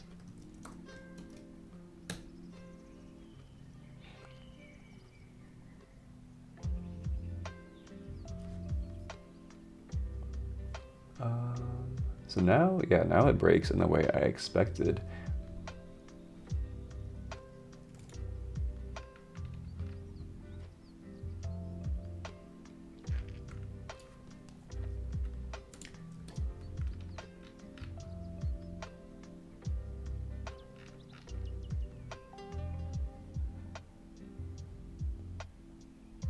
Oh, but I think, wait, what?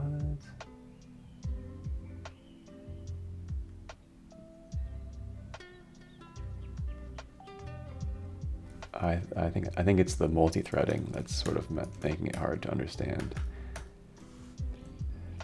Because JavaScript should not even be able to build. But it did.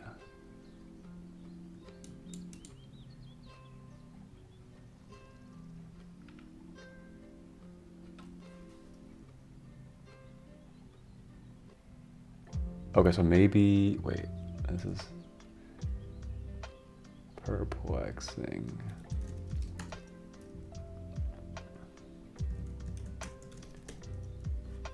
So we are, wait, no.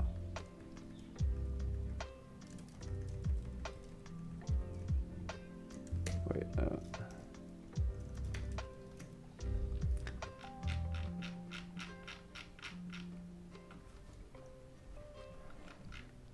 Okay, it's confusing why JavaScript was able to build without it. Okay, I don't really feel like debugging this further. I'm just going to go with this. So we're going to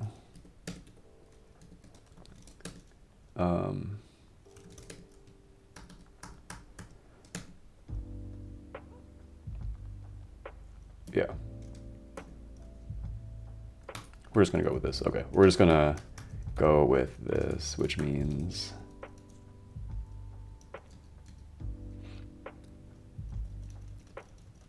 so JavaScript is going to publicly depend on CC Runtime, and the kernel privately does. And then all the user space apps depend on JavaScript, and they get CC Runtime through that. Which sort of makes sense because it's like this kind of core system thing. All right. And we're looking to be in a pretty good state. Let's just things build. And we're booting. System seems to work. So that's awesome. And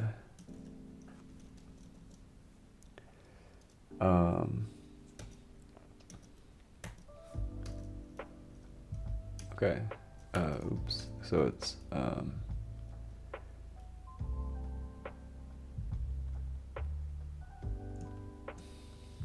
yeah, build and use CC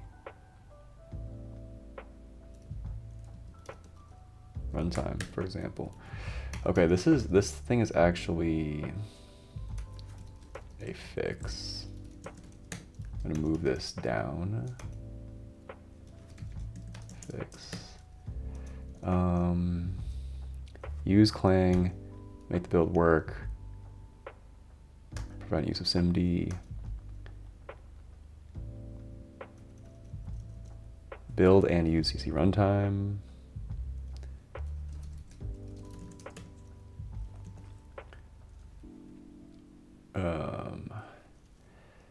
and that's cool. That brings us officially to right here. And the last part is just using LLVM everything. And I feel like that's within reach. I kind of want to try doing that right now. Let's take a quick 20-second break.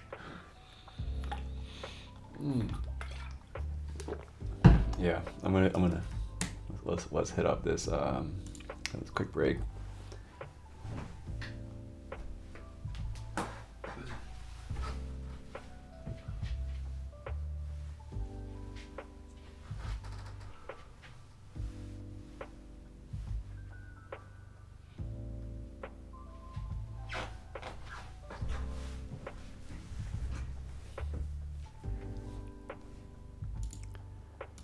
Okay.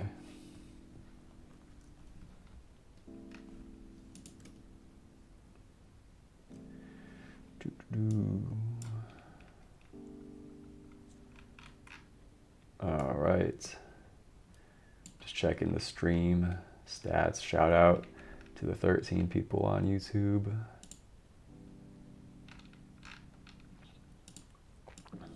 Nice. What's up, MB Red? Okay. Let's do it. Let's knock this out. This last part of, well, I mean, there's technically this whole other issue of like why things got so big, and so that's sort of like a thing to debug. But for the moment, I'm going to not do that, and I'm going to try to move forward here. This is the commit I need to port over.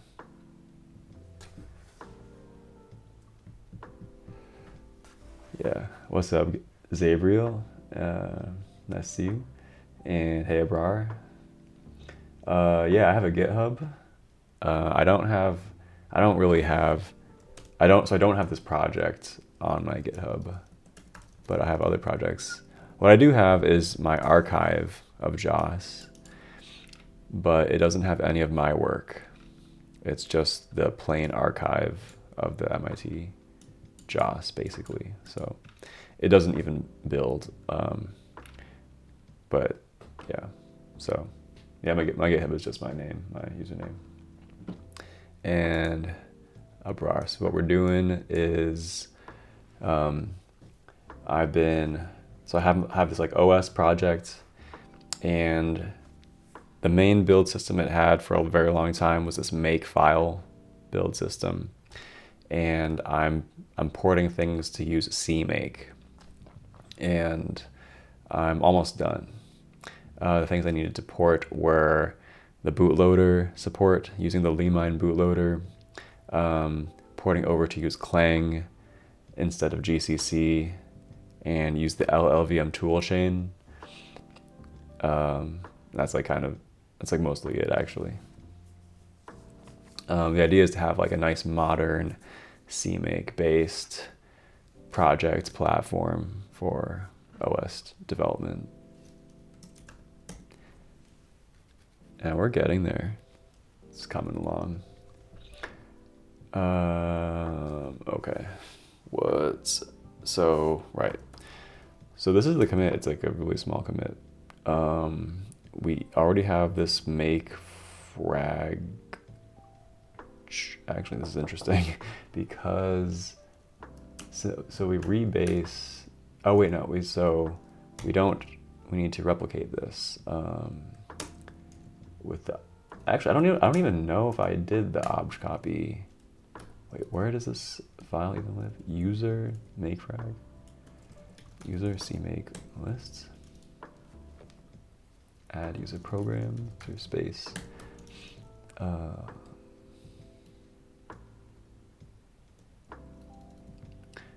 Right, so in the makefrag, in the old version of the build system, we had this command that would generate, I don't, oh, maybe this is why.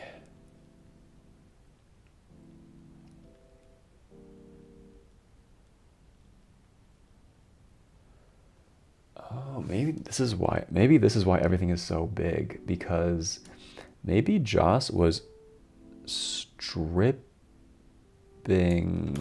all sorts of stuff.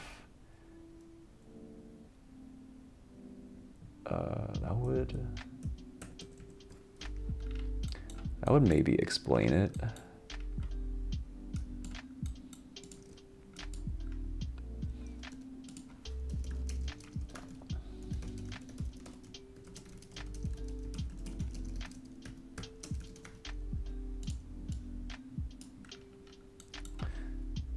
So that's interesting. Yeah. Okay. But anyway, so this was a change to some stuff. CMake doesn't even have any of this at all. So for the purposes of using the full LLVM toolchain, don't need that. We do need this though, and we already have it since we just rebased. So we just need to implement this tiny little diff, and that should be super easy.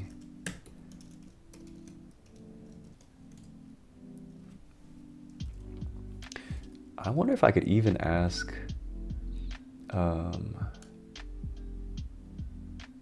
AI to do this for me.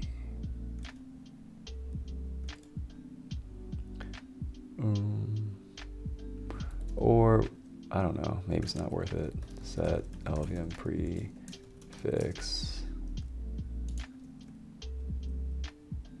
I'm just gonna copy in these things.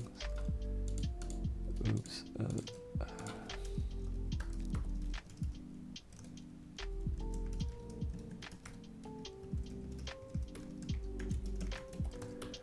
Okay.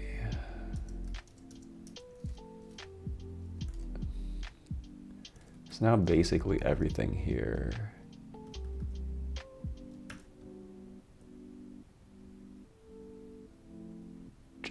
Oh.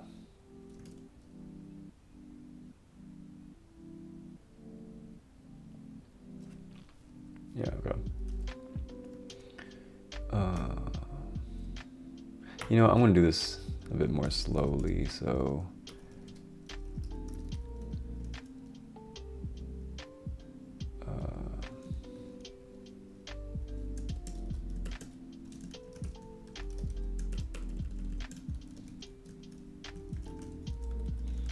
right.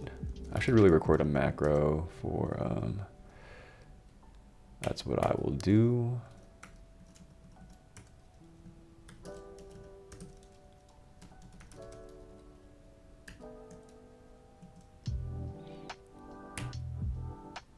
No. All right, macro recorded. So now I can just pop over to anywhere here and do that change if I feel like it. So this is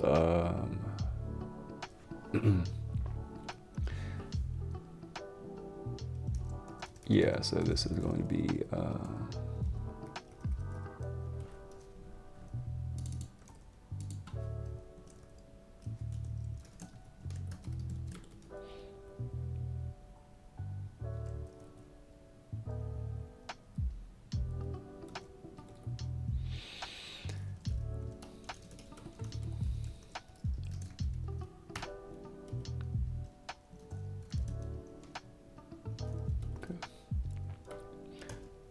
this.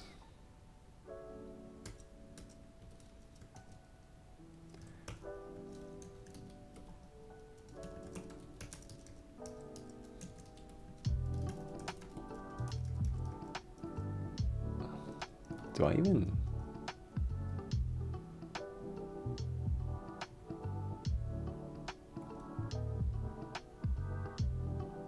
CMake, what is size?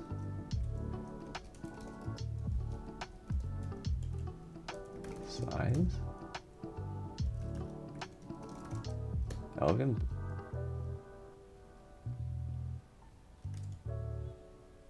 No, that's weird. I don't even know if we need this. GDB. Oh wait, yeah, that's an interesting one. Could be cool to not even use GDB and use LLDB instead. But actually I did not even do that in my original port to use LLVM. But that's okay, I'm gonna consider that a separate kind of thing. So let's just see how well this works.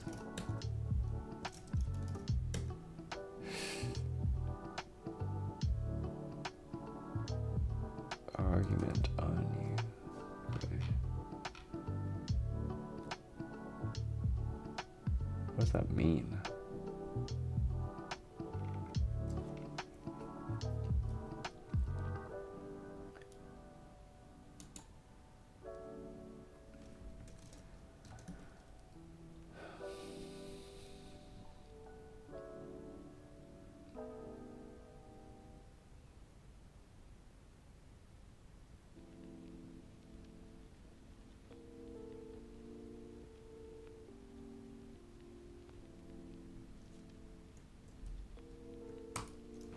Okay, I'm gonna do, what if I do LLVM AS? I think that was actually the issue. I need to use AS.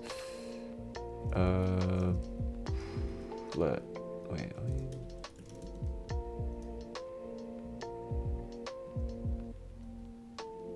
Oh, what's taking so long?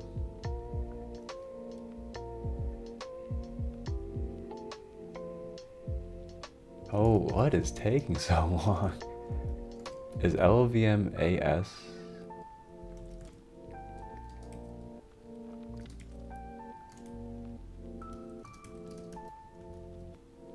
Why did that take? Did not find. Oh man.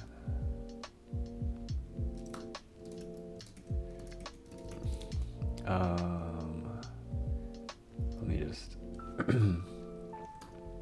Was this in the mirror? Sorry.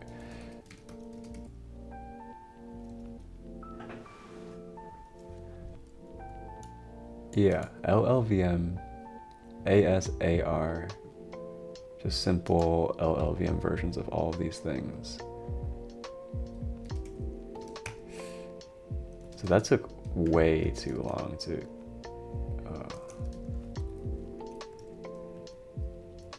I'm just gonna break this. Can I share my command line setup? Yeah, sure. So I'm using a terminal emulator, and then within that I have tmux, and then I have some different panes. I'm going to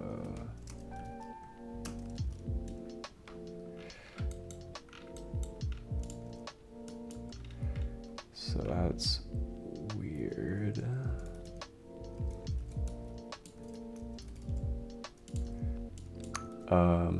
I just have some different panes. I have lazy Git, my Git client, and some panes. Then I just have command line over here. I'm using fish shell. I think that's it actually. Yeah. Did not find file compiler data. So is this even a real thing? Seems like it. Is there any way these extra slashes are messing things up? No way. That was, okay, but that was just, okay, good. So it, CMake as a compiler. Oh, do I need to,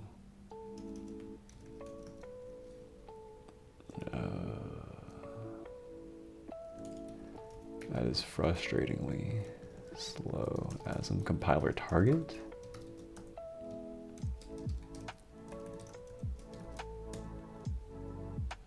Oh, what?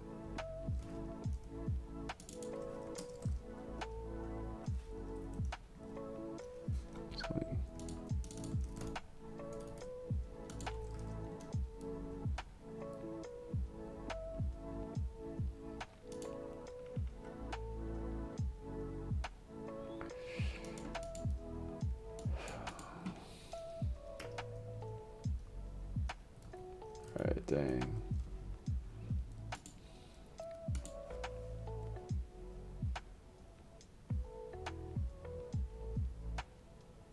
Something is bad about this.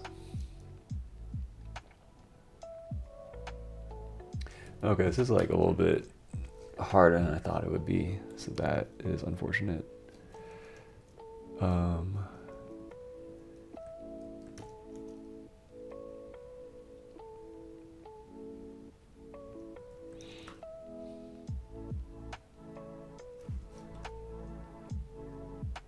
Compile. What is that? What does that error message even mean?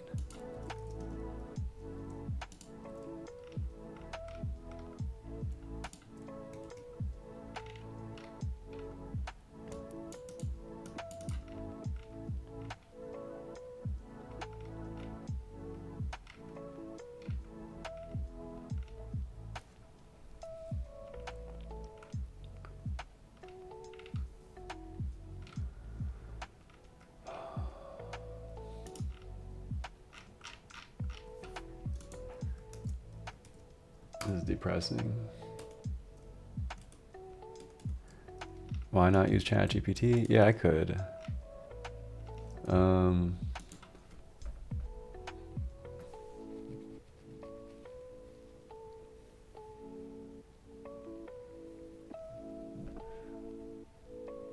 sort of just in the habit of not doing that. I try to figure it out myself if I can. What is found assembler? Okay.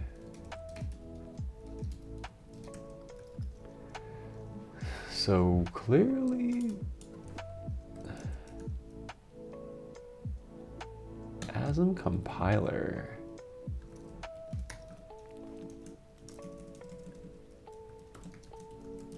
I want to revert that just to go back to using GCC, and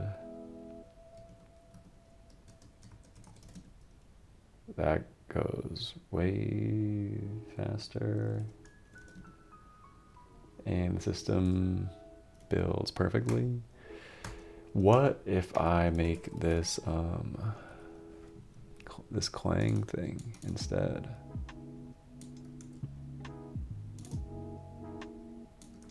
I wonder.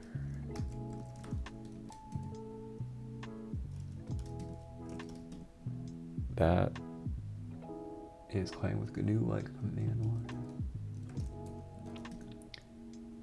Okay, that seems to be working too, so whatever. And then for the final boss,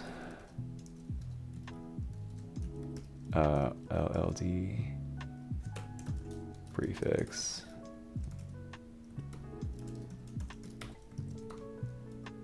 ld.lld, right?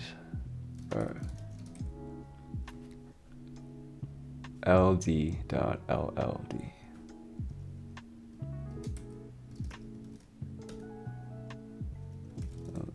I do not trust that.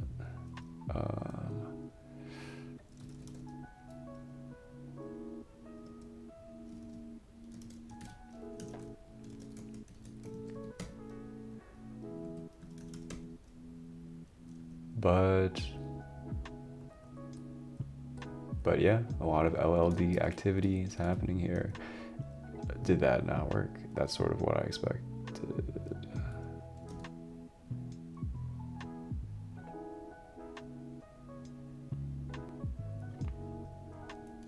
How is it so possible to have, like, how am I getting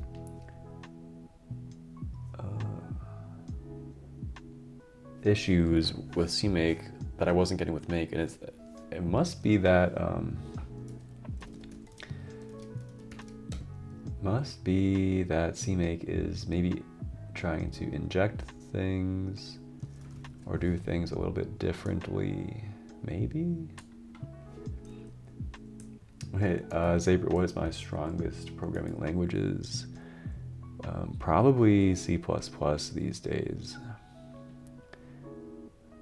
with Python probably being a second. I don't really actually know that many programming languages. Never really learned. Unknown format.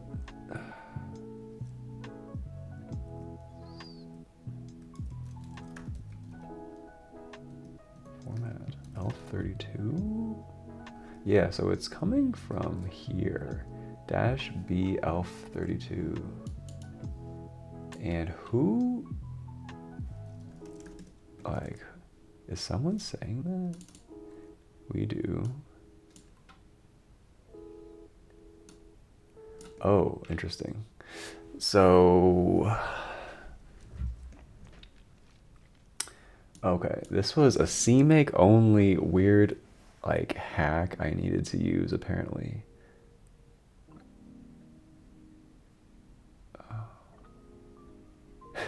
And, okay, so I needed to add this CMake specific hack to have some control over something to do with the linker arguments. And that worked with GCC. But now that hack is not working with Clang because it doesn't support this specific thing. So I wonder if it says ELF, default, or binary. So let's try ELF. That worked. What's the difference? I wonder. We don't want binary. We do. If I don't have this, what happens? Things actually still worked.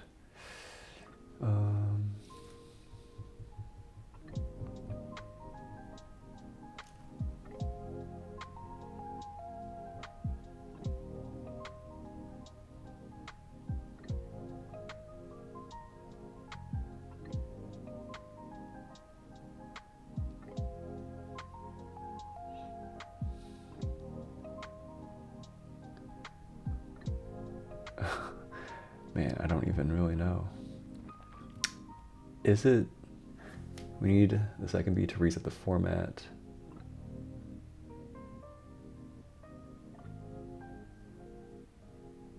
So do it this way. Whatever, I'm just going to keep it in. All right. I think we're kind of there. Oh, what is -J? Okay. Make him bang. And it's working. So that is great. And you know what? I'm just going to remove this weird size thing, which I don't even know what that is.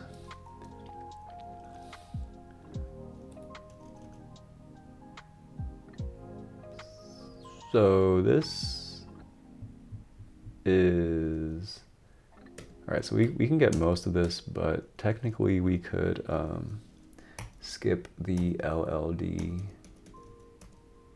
change.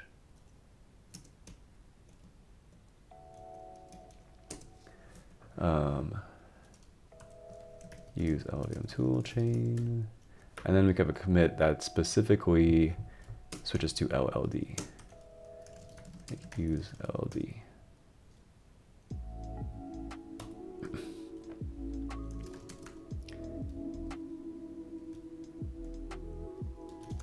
Tweaking a small linker related hack in the CMake because LLD doesn't support the exact same -b args as GNU LD. CMake, nice. Almost port mostly to LVM toolchain. This was pretty straightforward. This thing was a little bit interesting. I'm not totally convinced about that, but whatever. I mean, actually, is it necessary? Toolchain flags, target. So if I don't have this,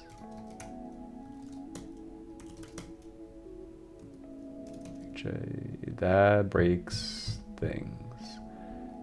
Unused, that's a very interesting error. But apparently if I have it, everything works.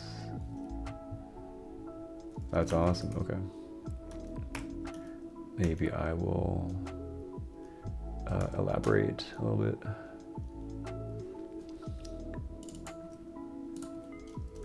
Needed to add, otherwise there were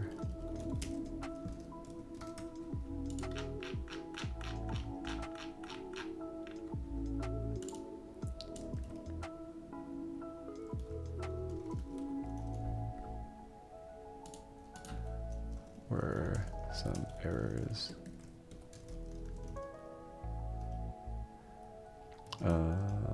What else? No, that's pretty much it. All right. Oh, what happened here? Damn. What?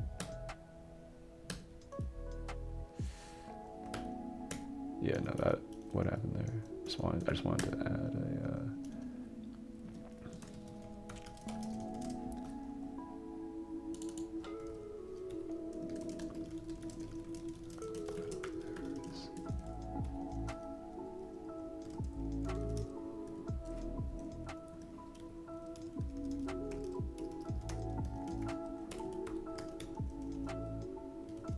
Did this somehow fail? No, that worked, right? Okay. Hey, all right, that's cool. So check it out. We're rocking up, like, I'm gonna kill the palm tree one more time.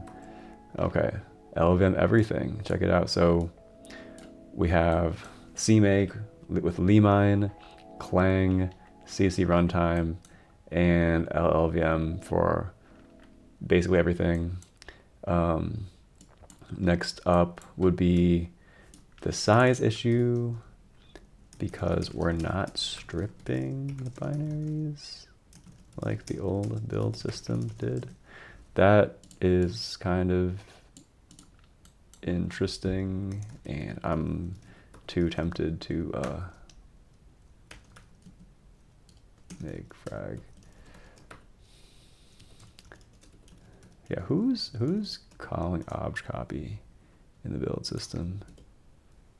Boot. Oh yeah, boot. Oh wait, no. No, I think we replicated that also. Obj copy. Yeah, we're also calling obj copy, so nothing's different there. But kern, no, this is kind of random. So it's really just the user stuff, and it gets rid of, I think, a few things and strips some debug info or whatever. And we don't do this.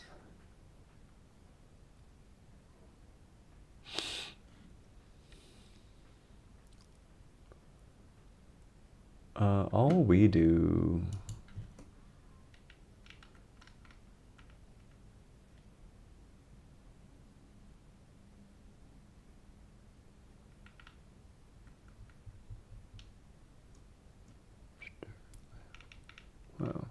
I don't totally get this. But we just, I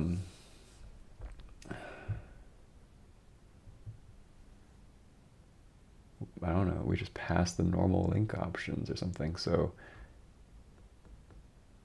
and blah.debug. ld flags, that's like these things. No std lib, entry.o, lib, blah, blah, blah. That's all here.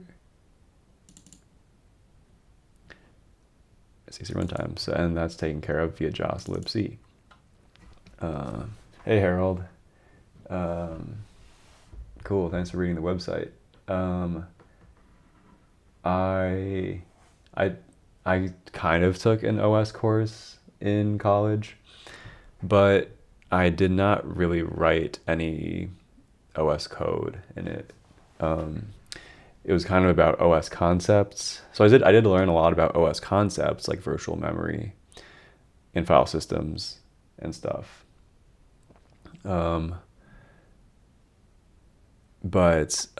we did write some code, but most of the code was kind of like user space emulations of kernel stuff. So we wrote a file system implementation, but we used Fuse on Linux, and so it was all in user space. We did not do virtual memory. That was like the one major thing that we didn't do that I kind of wished and wanted to learn more. That's why I'm doing this like self-studying on the internet. We did some network protocol programming, but we did not do any boot process stuff.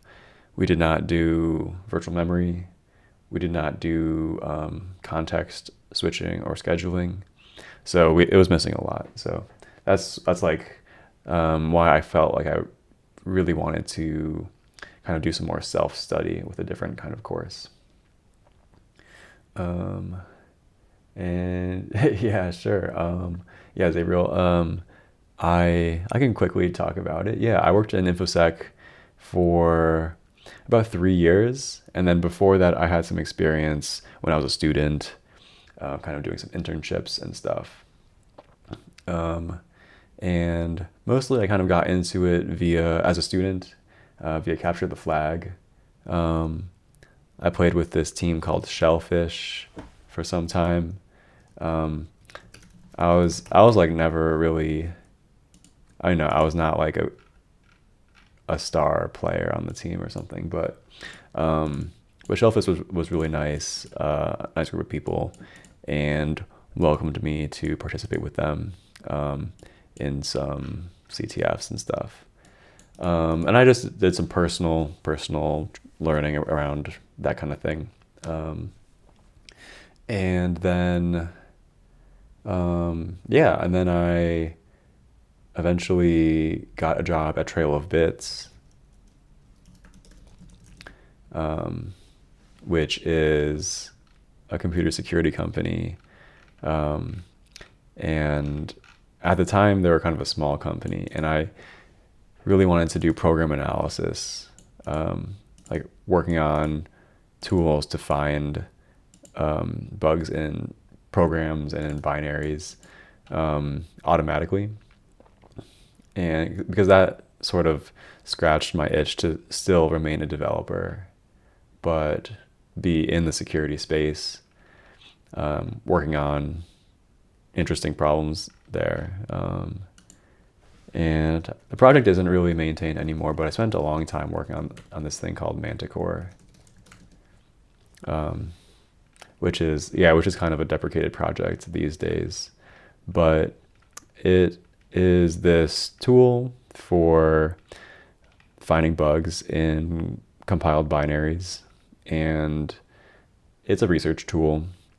It uses this technique called symbolic execution to analyze a binary and basically extract information from it. So it extracts information about the different control flow paths in the program, and it uses that information that it extracts to be able to generate inputs that when you feed the inputs to the program, it triggers the different execution paths, and it uses SMT solving to do that. And you can do some cool stuff with this. Yeah, you can use it to find crashes in programs. You can use it in a more kind of handheld way when doing research or analysis of binaries. You could write scripts for Manticore to kind of do very controlled analysis. We made it work for Ethereum in addition to like other more standard formats. I worked a lot on the ARM v7 support, but I maintained the project for a long time. So anyway, yeah, I did some other things too. I worked on the OS query project. That was via Trail of Bits. So I spent some time as an engineer, C++ engineer, working on the OS query product, which is like this SQL kind of interface for querying your operating system. And yeah, I wasn't this is a project from Facebook, but I worked on it a little bit through Trail of Bits for some of our clients. So yeah, those are some of the things I did during the infosec era. Yeah. Thanks for asking. Got you. All right. Yeah. Yeah, no, I totally understand that. If you want, we can talk about that more in the Discord. I know there's a bunch of other people that are seeking jobs in the Discord too, and so we could chat more about strategies for finding jobs and stuff. Cool. So I think that I'm gonna wrap it up. Yeah, it's already 6:49 where I am. So this is interesting. This would be a topic for next time to look into stripping debug info. Yeah. Cool. So let's just take a moment, as usual, to rerun things and admire the handiwork. So let me just do that one more time with verbose mode enabled. What did we do? What we're seeing is that we're using LLVM tools everywhere, LLD, and Clang. And if we look hard enough, we can even probably find CC Runtime somewhere in here. So that's our build for the OS. And it pretty much completely does not use GCC or GNU components anymore. The only remnants of GCC and GNU left is LLDB, basically, for debugging. And that's not really as important. And then the OS, we're using CMake, which is super modern. We're using Limine, which is a nice project for bootloading. I wonder if debugging even works. Yeah, we're in the debugger. Yeah, check that out. We are okay.